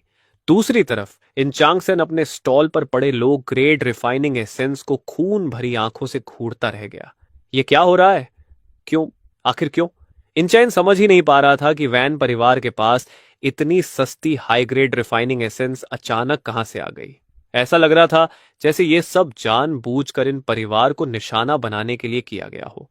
उसने दांत पीसते हुए धीमी आवाज में कहा, कमांडर वान, चाहे तुम किसी के सहारे खड़े हो, अगर तुम हमारी इन फैमिली को गिराना चाहते हो तो अभी बहुत छोटे हो। मुझे भी उसके पीछे खड़े डाउ प्रोटेक्टर को बुलाना पड़ेगा ताकि वह हमारी इन फैमिली की मदद करे। दूसरी तरफ वान परिवार के अस्थाई तंबू में मैं आराम से चाय की चुस्की लेकर गला तर कर रहा था। सिर्फ एक दिन में मैंने कुल 50 बोतल हाई ग्रेड रिफाइनिंग एसेंस और 10 बोतल एक्सीलेंट ग्रेड रिफाइनिंग एसेंस बना ली थी। एक्सीलेंट ग्रेड एसेंस मैंने खुद के लिए रख ली और हाई ग्रेड एसेंस वॉन परिवार को 5 लाख सिल्वर टेल्स में बेच दी। तभी कमांडर हैंग लड़खड़ाते हुए बैंक नोट्स हाथ में लिए अंदर आया। उसके शरीर से हल्की खुशबू आ रही थी। उसने सम्मान से कहा, सीनियर, ये आपके 5 लाख सिल्वर टेल्स के बैंक नोट्स हैं। मैं बिना कोई भाव दिखाए उन्हें लेकर अपने कपड़ों में रख लिया और कहा, कल मैं हाई ग्रेड रिफाइनिंग एसेंस का एक और बैच बनाऊंगा। बस सिल्वर और मटेरियल्स तैयार रखना। इतना कहकर मैं जाने के लिए उठा। तभी कमांडर हैंग ने जल्दी से कहा, सीनियर, कृपया रुकिए। उसकी आंखों में समझदारी की चमक थी। हाई ग्रेड रिफाइनिंग एसेंस इन परिवार के आधे साम्राज्य को गिराने के लिए काफी है, लेकिन उनके पास अभी भी लो ग्रेड एसेंस है, इसलिए वे पूरी तरह खत्म नहीं होंगे। मैंने थोड़ा सोचा और उसकी बात समझ गया। आखिर हाई ग्रेड एसेंस सिर्फ कुछ ही वॉरियर्स खरीद सकते थे। ज्यादातर लोग अभी भी लो ग्रेड एसेंस ही खरीदते थे। इन परिवार लूसन को सपोर्ट करने के लिए हमें दबाने में कोई कसर नहीं छोड़ रहा था। इसका हिसाब तो मुझे बराबर करना ही था। कमांडर हैंग ने सावधानी से पूछा, सीनियर, क्या आप कुछ लो ग्रेड रिफाइनिंग एसेंस भी बना सकते हैं? मैं कुछ देर चुप रहा। ऐसा नहीं था कि मैं लो ग्रेड एसेंस नहीं बना सकता था, लेकिन उसकी डिमांड बहुत ज्यादा थी। अगर मैं दिन रात भी रिफाइन करता तब भी मार्केट की डिमांड पूरी नहीं होती। मेरी सबसे बड़ी प्रायोरिटी कल्टीवेशन थी। सिर्फ इन परिवार से निपटने के लिए इतना समय बर्बाद करना सही नहीं था। तभी कमांडर हैंग ने पूछा, सीनियर, अगर कुछ रिफाइनिंग अप्रेंटिसेस तैयार किए जाए तो कैसा रहेगा? मैं अचानक सोच में पड़ गया। माफ करना, मैं यही सोच रहा था कि क्या कुछ रिफाइनिंग अप्रेंटिसेस तैयार किए जाएं जो सिर्फ लो ग्रेड एसेंस बनाए। लेकिन यह काम बहुत मुश्किल है। सही लोगों का चुनाव भी बड़ी समस्या है। जब समय मिलेगा तब इस बारे में विस्तार से बात करेंगे। मैंने आसमान की तरफ देखा, फिर उठकर वहां से निकल गया। कमांडर हैंग अंदर से बहुत उत्साहित था। आखिर इंचानन सिर्फ अपने फैमिली ट्रेजर्स की मदद से रिफाइनिंग अप्रेंटिस के स्तर तक पहुंचा था। अगर वान परिवार के पास खुद के रिफाइनिंग अप्रेंटिसेस हो जाएं, तो उन्हें भविष्य में कभी चिंता नहीं करनी पड़ेगी। उसने मन ही मन सोचा, जब वह कल मेरी मैंशन आएगा, मैं उसका असली चेहरा जरूर देखूंगा। होप ब्रेकिंग क्रिस्टल हमारे वान परिवार का ट्रेजर है। चेन, जल्दी जाओ और होप ब्रेकिंग क्रिस्टल ले आओ। वह किसी भी डिस्गाइज को देख सकता है। मैं उस रिफाइनर का असली चेहरा देखना चाहती हूँ। एग्जीबिशन छोड़ने के बाद मैं सीधे हाई एंड रेजिडेंस नहीं गया, बल्कि सिटी लॉर्ड मैंशन के पास पहुंचा। मैंने वह टोकन निकाला जो मुझे स्पाइरल हैप्पीनेस पैलेस के लोगों की लाश से मिला था। गार्ड लीडर ने टोकन देखते ही सम्मान से कहा, इतनी कम उम्र में तुम स्पाइरल हैप्पीनेस पैलेस के लोगों को मार सकते हो, सच में कमाल हो। स्पाइरल हैप्पीनेस पैलेस एक ईवल ऑर्गेनाइजेशन थी जो चंगवन सेक्ट के इलाके में फैली हुई थी। वे जलाते, मारते, लूटते और हर तरह की बुराई करते थे। उनकी कई ब्रांचेस थीं। चंगवन सेक्ट ने उन्हें खत्म करने के लिए कई बार रेड की, लेकिन पूरी तरह मिटा नहीं पाई। मजबूर होकर सेक्ट ने अलग अलग सिटी लॉर्ड मैंशंस को रिवॉर्ड मिशंस जारी करने का आदेश दिया, लेकिन स्पाइरल हैप्पीनेस पैलेस के लोग इतने खतरनाक थे कि आम वॉरियर्स उनसे उलझने की हिम्मत नहीं करते थे। इसलिए बहुत कम लोग मिशन पूरा कर पाते थे। गार्ड लीडर बोला, तुम्हें डार्क क्लाउड स्पिरिचुअल पूल में एक बार कल्चरेशन करने का अधिकार है, मेरे साथ चलो। उसके पीछे चलते हुए मैं सिटी लॉर्ड मैंशन के एक कोने में पहुंचा। वहां 2 सीक्रेट चैम्बर्स थे और उनके नीचे डार्क क्लाउड स्पिरिचुअल पूल था, जहां से लगातार घनी स्पिरिचुअल ऑनरा निकल रही थी। जब मैं पहुंचा तो एक बैंगनी कपड़े पहनी हुई लड़की पहले से वहां खड़ी थी। वह बेहद लंबी थी, उसकी टांगें सीधी और आकर्षक थीं। पीछे किसी की आहट सुनकर उसने मुड़कर मुझे देखा और ठंडी आवाज में कहा, 4th लेवल की पीक पर पहुंचने के बाद तुम बहुत देर से आए हो। जाओ, एक सीक्रेट चेंबर चुनो और अंदर जाकर आराम करो। मैं सीधा खड़ा हो गया और पूछा, देर से आने का क्या मतलब? गार्ड लीडर ने आह भरते हुए कहा, तो तुम पहले से 4th लेवल पीक पर हो। सच में देर हो गई। डार्क क्लाउड स्पिरिचुअल पूल 3 साल से खुला हुआ है और बहुत सारे वॉरियर्स इसका इस्तेमाल कर चुके हैं। अब इसमें स्पिरिचुअल ऑरा पहले जैसी नहीं रही। अगर तुम 4th लेवल तोड़ना चाहते हो तो तुम्हारे स्पिरिचुअल रूट्स बेहद अच्छे होने चाहिए या तुम्हारे पास हाई लेवल मेंटल टेक्निक होनी चाहिए। उसने मेरे कपड़ों को देखा। मैं किसी बड़े परिवार का नहीं लग रहा था। उसने मन ही मन सोचा कि मेरे पास शायद कोई अच्छी मेंटल टेक्निक नहीं होगी। उसने धीरे से कहा, खैर, तुम आ ही गए हो तो अंदर जाकर कोशिश कर लो। तुम्हें सिर्फ 1 घंटा कल्टीवेशन का समय मिलेगा, जल्दी करो। मैंने सिर हिलाया और दूसरी सीक्रेट चेंबर में चला गया। थोड़ी देर बाद एक प्रभावशाली मिडिल एज्ड आदमी तेजी से वहां पहुंचा। यह लॉक्शन सिटी का नंबर 1 एक्सपर्ट था, वही जो डिटेक्शन टावर में दिखाई दिया था, सिटी लॉर्ड येगन। गार्ड लीडर ने सम्मान से कहा, सिटी लॉर्ड, मिस हादू अंदर जा चुकी हैं। वह अभी कल्टीवेशन कर रही हैं। येगन ने राहत की सांस ली। वह चंगवान सेक्ट मास्टर की बेटी है। हम उसके साथ लापरवाही नहीं कर सकते। यहीं इंतजार करो। जैसे ही मिस हाडू अपनी कल्टीवेशन से बाहर आए, मुझे तुरंत खबर देना। तभी येगेन की नजर दूसरी सीक्रेट चैम्बर पर पड़ी। उसने भौहें सिकोड़कर पूछा, अंदर कौन है? गार्ड लीडर ने जवाब दिया, ये एक अनजान युवा है जिसने ब्लड बेली पैलेस के लोगों को मारा है। यह सुनकर यजीफेन नाराज होकर बोला, तुम उसे मिस हार्डू की कल्चरेशन खत्म होने तक बाहर इंतजार नहीं करवा सकते थे? गार्ड लीडर हिचकिचाते हुए बोला, तो क्या मैं उसे अभी बाहर बुला दूं? इजीफेन ने पास पास बनी दोनों सीक्रेट चेंबर्स को देखा, फिर थोड़ा सोचकर बोला, छोड़ो, एक अनजान लड़का है, उसकी कल्टीवेशन भी ज्यादा नहीं है, वह मिस हार्डू की कल्टीवेशन पर कोई असर नहीं डालेगा। दूसरी तरफ सीक्रेट चैम्बर के अंदर मैं पूरी तरह कल्टीवेशन में डूब चुका था। मेरी पारदर्शी स्पिरिचुअल रूट्स किसी विशाल पेड़ की जड़ों की तरह, पागलों की तरह आसपास की स्पिरिचुअल ऑरा को निगल रही थी। उसी समय मेरी high level technique clear wind true sutra भी चल रही थी, जो स्पिरिचुअल रूट्स की अब्सॉर्प्शन स्पीड और बढ़ा रही थी। दोनों मिलकर एक साथ ऑरा को खींच रहे थे। बगल वाले कमरे में बैंगनी कपड़े पहनी हुई लड़की अचानक मेडिटेशन से जाग गई। उसने ऑरा के फ्लो को महसूस किया और उसके ठंडे चेहरे पर शक उभरा। यह क्या हो रहा है? मैं अपनी सेक्ट की हाईएस्ट मेंटल टेक्निक कल्टीवेट करती हूं और मेरी स्पिरिचुअल रूट्स भी रेयर क्वालिटी की हैं। ऐसी हालत में ऑरा मेरी तरफ आना चाहिए था। उसने फिर से अपनी टेक्निक चलाई और ऑरा वापस खींचने की कोशिश की, लेकिन उसकी चेंबर की ऑरा वापस आने के बजाय और तेजी से मेरी तरफ बहने लगी। उसके चेहरे पर घबराहट आ गई। क्या दूसरी तरफ वाले की स्पिरिचुअल रूट्स मुझसे कहीं ज्यादा मजबूत हैं? आखिर उसने कल्टीवेशन रोक दी, क्योंकि वैसे भी यहां की ऑरा अब उसके लिए ज्यादा काम की नहीं थी। वह बाहर आई और दरवाजे की दरार से मेरी चैम्बर की हालत महसूस करने लगी। उसकी सेंसेस में ऐसा लगा जैसे अंदर कोई ब्लैक होल हो जो सारी स्पिरिचुअल ऑनरा निगल रहा हो। मेरी स्पिरिचुअल एनर्जी खींचने की स्पीड देखकर वह हिल गई। उसके दिमाग में अचानक एक नाम चमका। क्या यह वही लेजेंडरी स्पिरिचुअल लिकर टैलेंट है जिसे मिस्टर एल ने डिटेक्ट किया था? उसने स्टोन डोर को घूरा। उसकी आंखों में चैलेंज साफ दिख रहा था। वह अपने पिता से छुपकर सिर्फ इसलिए निकली थी ताकि अपनी आंखों से देख सके कि दुनिया को हिला देने वाला यह स्पिरिचुअल लिकर टैलेंट आखिर कितना खास है। तभी सीक्रेट चेंबर के अंदर से एक भारी आवाज आई और फिफ्थ लेवल रिफाइनमेंट की ओर बाहर फैल गई।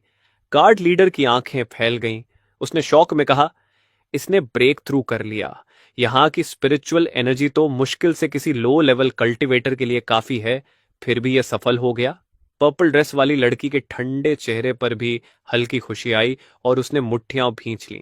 जैसा सोचा था, ये सच में आम लोगों से अलग है। अगर कोई सामान्य कल्टीवेटर फोर्थ लेवल पीक पर होता तो इतनी कम स्पिरिचुअल एनर्जी में ब्रेक थ्रू करना नामुमकिन था। लेकिन मेरी टैलेंट और टेक्निक्स के साथ मैं भी मुश्किल से यह कर सकती हूँ। लगता है स्पिरिचुअल लिकर टैलेंट मुझसे बहुत ज्यादा मजबूत नहीं है। लेकिन एक कप चाय जितना समय बीतते ही सीक्रेट चैम्बर से फिर आवाज आई। सिक्स लेवल रिफाइनमेंट की शक्तिशाली लहर बाहर निकली और जमीन की धूल उड़ गई। अब उस लड़की के चेहरे की मुस्कान गायब हो गई। एक कप चाय के समय में फिफ्थ से सिक्स्थ लेवल। मैं अपनी पूरी ताकत लगाकर भी ऐसा नहीं कर सकती। उसके होंठों पर कड़वाहट आ गई। क्या स्पिरिचुअल लिकर टैलेंट और मेरे टैलेंट के बीच इतना बड़ा फर्क है? फिर भी उसके दिल में आखिरी उम्मीद बची थी। उसने खुद को समझाया कि सिक्स्थ लेवल से सेवेंथ लेवल एक गहरी खाई जैसा अंतर होता है। उसे खुद वहां पहुंचने में पूरे 10 दिन लगे थे। समय धीरे धीरे बीतता गया और अंदर से कोई आवाज नहीं आई, जिससे उसे लगा शायद उसकी बात सही थी।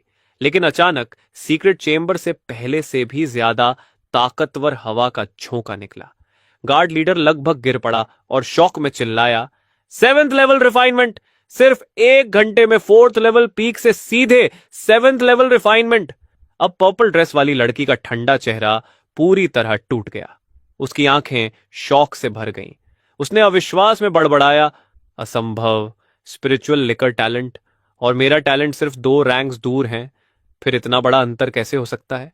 यह उसके लिए बहुत बड़ा झटका था। उसका दिल लगभग टूट गया।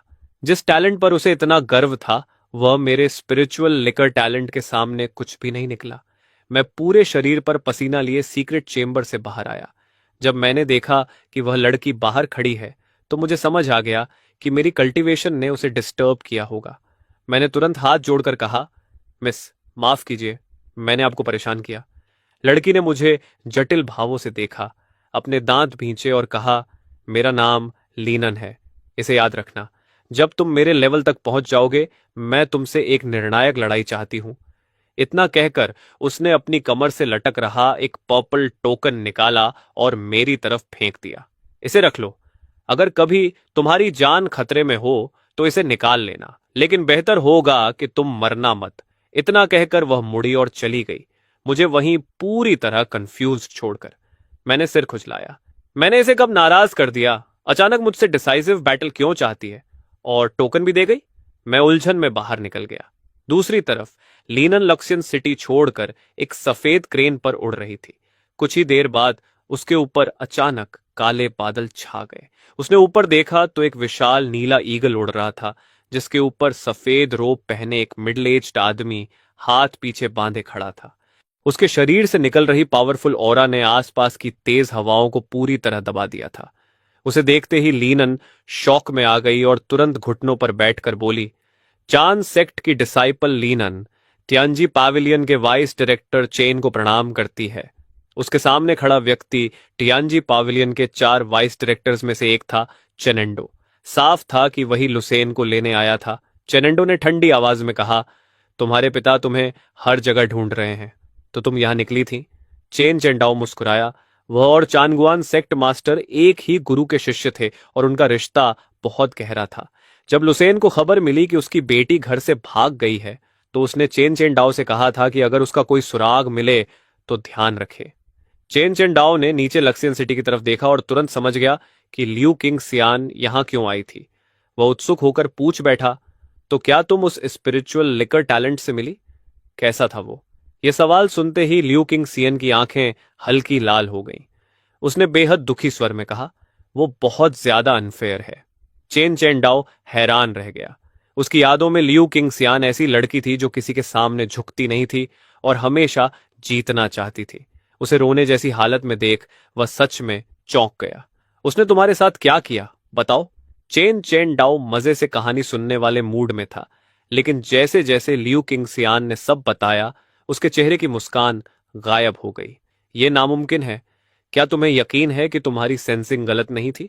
लियू किंग सियान ने दांत भींचकर कहा, 1 घंटे में 4th लेवल रिफाइनमेंट पीक से सीधे 7th लेवल रिफाइनमेंट तक। मैं खुद 8 ग्रेड स्पिरिचुअल रूट हूं, 9 ग्रेड से बस 1 कदम दूर, लेकिन मेरी कल्टीवेशन स्पीड उसकी आधी भी नहीं है। चेन चेन दाओ के शॉक्ड चेहरे को देखकर लियू किंग सियन का मूड थोड़ा अच्छा हो गया। देखा, सिर्फ मैं ही नहीं टूटी हूं। अब आप खुद जाकर उसे चेक कर लीजिए। वैसे भी मैंने उसे इंजन ऑर्डर दे दी है, पहचानना आसान होगा। ठीक है, मैं चलती हूं। यह कहकर वह सफेद क्रेन पर बैठी मछुआरों का गाना गुनगुनाते हुए उड़ गई और चेन चेन डाओ को वहीं शॉक्ड छोड़ गई। उसने मन ही मन सोचा, क्या 9 ग्रेड और 8 ग्रेड के बीच का फर्क सच में इतना बड़ा हो सकता है? मुझे खुद देखना होगा। जब मैं हायन मैंशन वापस लौटा तो देखा कि सर्वेंट्स फूलों के गमले सजा रहे थे, मेज कुर्सियां साफ कर रहे थे। यहां तक कि जियन जेनियन, जो परिवार का पेट्रियार्क था, खुद काम कर रहा था और जियान रुस्यू भी उसकी मदद कर रही थी। मैंने हैरानी से पूछा, क्या हो रहा है? मुझे देखते ही हियान जेनियान ने नाराज होकर कहा, वहां खड़े क्या हो, जल्दी आकर मदद करो। जियान रूसवे ने मुझे एक कपड़ा पकड़ा दिया। सिटी लॉर्ड ने अभी खबर भेजी है कि तियानजी पैविलियन के बड़े लोग आ रहे हैं। तभी जियान लूसन हाथ पीछे बांधे हुए घमंडी अंदाज में बाहर आया। फान चेन, वहां क्या खड़ा है? जल्दी मेरे लिए काम कर। अगर मेरे काम खराब किए तो तुम्हारे 10 सिर भी कम पड़ेंगे। मैंने दिया हुआ कपड़ा जमीन पर फेंक दिया और अपनी कलम उठाकर लिखा, तुम्हारे काम से मेरा क्या लेना देना? त्यंजी पवेलियन के लोग तुम्हें लेने आ रहे हैं, मुझे नहीं। लूसेन तिरस्कार से हंसा। आज वो दिन है जब मैं आसमान छूने वाला हूं। बाहर कितने लोग इस आखिरी मौके पर मुझसे फायदा उठाना चाहते हैं। मेरे पास उनके लिए समय नहीं। और तुम्हें तो मौका मिला है मेरी कुर्सियां साफ करने का, फर्श साफ करने का, फिर भी अप्रिशिएट नहीं कर रहा। बगल में खड़ी चेन यिनफेन भी खुशी से चमक रही थी। सीनियर, इस गूंगे पर ध्यान क्यों देना? तभी इंचानन भी पहुंच गया। उसने हाथ जोड़कर मुस्कुराते हुए कहा, यंग मास्टर जान, मेरे पिता ने आपको बधाई भेजी है। यह छोटा सा गिफ्ट है, सम्मान के तौर पर। उम्मीद है भविष्य में यंग मास्टर जियान हमारी इन फैमिली की मदद करेंगे। उसके पीछे कई ताकतवर आदमी लो ग्रेड रिफाइनिंग लिक्विड की कई पेटियां उठाए हुए थे। यह देखकर पूरी जन फैमिली ने ठंडी सांस ली। इतनी सारी रिफाइनिंग लिक्विड कम से कम 3 लाख सिल्वर टेल्स की थी। हायन जेनियन और चेन यिनफेन डर गए। वे इतना भारी गिफ्ट लेने की हिम्मत नहीं कर पा रहे थे, लेकिन लूसेन जोर से हंसा और सब स्वीकार कर लिया। फैमिली हेड इन, तुम सही समय पर आए हो। आओ आओ, यहां काम करने वाले हर इंसान को एक एक बोतल दो। फिर उसने मेरी तरफ देखकर तिरस्कार से कहा, लेकिन उस गूंगे को कुछ मत देना। इसके बाद क्लैन मेंबर्स से लेकर सर्वेंट्स तक सबको खुशी खुशी लो ग्रेड रिफाइनिंग लिक्विड की एक बोतल मिली। सिर्फ मेरे हाथ खाली रहे। लूसेन मुस्कुराकर बोला, फैनचन, अब पछता रहे हो? एक लो ग्रेड रिफाइनिंग लिक्विड ऐसे ही हाथ से निकल गया, बड़ा नुकसान हो गया। मैंने अपने सीने में रखी हाई ग्रेड और एक्सट्रीम ग्रेड रिफाइनिंग लिक्विड्स को छुआ और सोचा कि इन्हें जल्द ही समझ आएगा कि लोगों को उनकी शक्ल देखकर जज नहीं करना चाहिए। फिर मैंने कलम उठाकर शांति से लिखा, अगर मैं तुम्हारी जगह होता तो टियानजी पवेलियन में ऑफिशियली दाखिल होने से पहले ये गिफ्ट कभी स्वीकार नहीं करता। इंचनेन ने तिरस्कार से कहा, फैनचन, मैं देना चाहता हूं और यंग मास्टर जियान लेना चाहता है। तुम्हें बीच में बोलने की क्या जरूरत? मैंने इंचैन को देखा, हल्की हंसी के साथ लिखा, मुझे बस डर है कि फैमिली हेड इन बाद में दोनों तरफ से नुकसान उठाकर बहुत पछताएगा। इंचानन जोर से हंस पड़ा, मैं पछताऊंगा? मैंने already wine grade spiritual talent पर दांव लगाया है। मुझे पछताने की कोई वजह नहीं दिखती। तभी अचानक तेज हवा चली और एक विशाल नीला ईगल धीरे धीरे जैन परिवार के ऊपर उतरा। उसके ऊपर खड़ा आदमी इतनी भयानक ऑरा छोड़ रहा था कि सबकी सांसें अटक गईं। वह हवा में खड़ा हो गया। लूसेन ने उत्साह से कांपते हुए फैनचन की तरफ देखा और कहा, फैनचन, मेरा ग्लोरी मोमेंट आ गया है। ध्यान से देखो कैसे मैं कार्प की तरह ड्रैगन गेट पार करके 9 हेवंस का असली ड्रैगन बनता हूं। चेन जनगाओ के आने पर हियन जनियांग, लुसेन और पूरा जियान परिवार घर के बाहर घुटनों पर बैठकर उसका स्वागत करने लगा। सभी लोग शॉक्ड थे। उन्हें लगा था कि कोई साधारण डीकन आएगा, लेकिन कौन सोच सकता था कि खुद तियंजी पाविलियन का वाइस चीफ आएगा। इससे सब और भी ज्यादा डर और सम्मान से भर गए। यह साफ था कि टियंजी पाविलियन वाइन ग्रेट स्पिरिचुअल टैलेंट को उम्मीद से कहीं ज्यादा महत्व देता है। चेन चनेदाओ ने बेसब्री से पूछा, तुम लोगों में वाइन ग्रेट स्पिरिचुअल टैलेंट कौन है? 1 घंटे में लगातार 3 लेवल्स तोड़ने वाली बात उसके दिमाग में घूम रही थी। सबकी नजरें तुरंत लूसेन पर टिक गई। लूसेन गर्व से मुस्कुराया, आगे बढ़ा और सम्मान से झुक गया। यह युवा लूसेन वाइस पवेलियन मास्टर चेन को प्रणाम करता है। यह सुनते ही चेन चनेदाओ तुरंत आगे बढ़ा और उसे खुद उठाया। वह बार बार सिर हिलाकर उसकी तारीफ करने लगा। बुरा नहीं, बिल्कुल बुरा नहीं। सच में एक प्रॉमिसिंग युवा हो। लूसेन खुश होकर अंदर ही अंदर फूल गया। उसने कभी नहीं सोचा था कि वाइस पवेलियन मास्टर चेन उसके साथ इतना अच्छा व्यवहार करेगा, जिससे वह थोड़ा नर्वस भी हो गया। चेन चनेदाओ मुस्कुराया और लूसेन का हाथ पकड़कर बोला, नर्वस मत हो। अगर ध्यान से सोचो तो हम लगभग एक ही इलाके के हैं।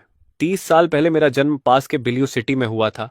जब मेरा 8th grade spiritual talent detect हुआ था, तब मैंने भी टियंजी पवेलियन को हिला दिया था। और अब 30 साल बाद तुम्हारा 9th ग्रेड स्पिरिचुअल टैलेंट फिर से टियांजी पेविलियन को शौक दे रहा है। यह हमारी किस्मत है। यह सुनते ही सबको समझ आ गया कि चेन चनेदाओ वही लेजेंडरी जीनियस था जिसका कभी 8th grade black spiritual talent detect हुआ था। और अब उसका खुद आगे बढ़कर लूसेन से दोस्ती करना सबके लिए साफ संकेत था कि लूसेन जब टियांजी पवेलियन जाएगा तो उसे चेन चनेदाओ की खास प्रोटेक्शन मिलेगी। इसका मतलब लूसेन का फ्यूचर लगभग लिमिटलेस था। इंचनेन ने उत्साह में मुट्ठियां भींच लीं और खुद से बड़बड़ाया, मैंने कहा था ना, इंचानन कभी गलत फैसला नहीं करता। लूसेन जैसे टैलेंट पर दांव लगाना मेरी जिंदगी का सबसे सही फैसला है। चेन सेनेडाओ और लूसेन काफी देर तक बातें करते रहे। जब दोनों थोड़ा फैमिलियर हो गए, तब चेन चनेदाओ ने घुटनों पर बैठे जियन क्लैन की तरफ देखा और अधीरता से कहा, सब लोग उठ जाओ। कनान सबसे पहले उठा और सम्मान से बोला, वाइस पेविलियन मास्टर चेन, कृपया अंदर आइए। इसके बाद सब लोग मेन हॉल में गए। चेन चनेदाओ अकेले मुख्य सीट पर बैठा, जबकि बाकी लोग दोनों तरफ खड़े रहे और जोर से सांस लेने तक की हिम्मत नहीं कर रहे थे। चेन सेनेडाओ ने हल्की हंसी के साथ कहा, ल्यूसेन, रास्ते में मैं तुम्हारे 9 ग्रेड स्पिरिचुअल टैलेंट की ताकत के बारे में सुन चुका हूं।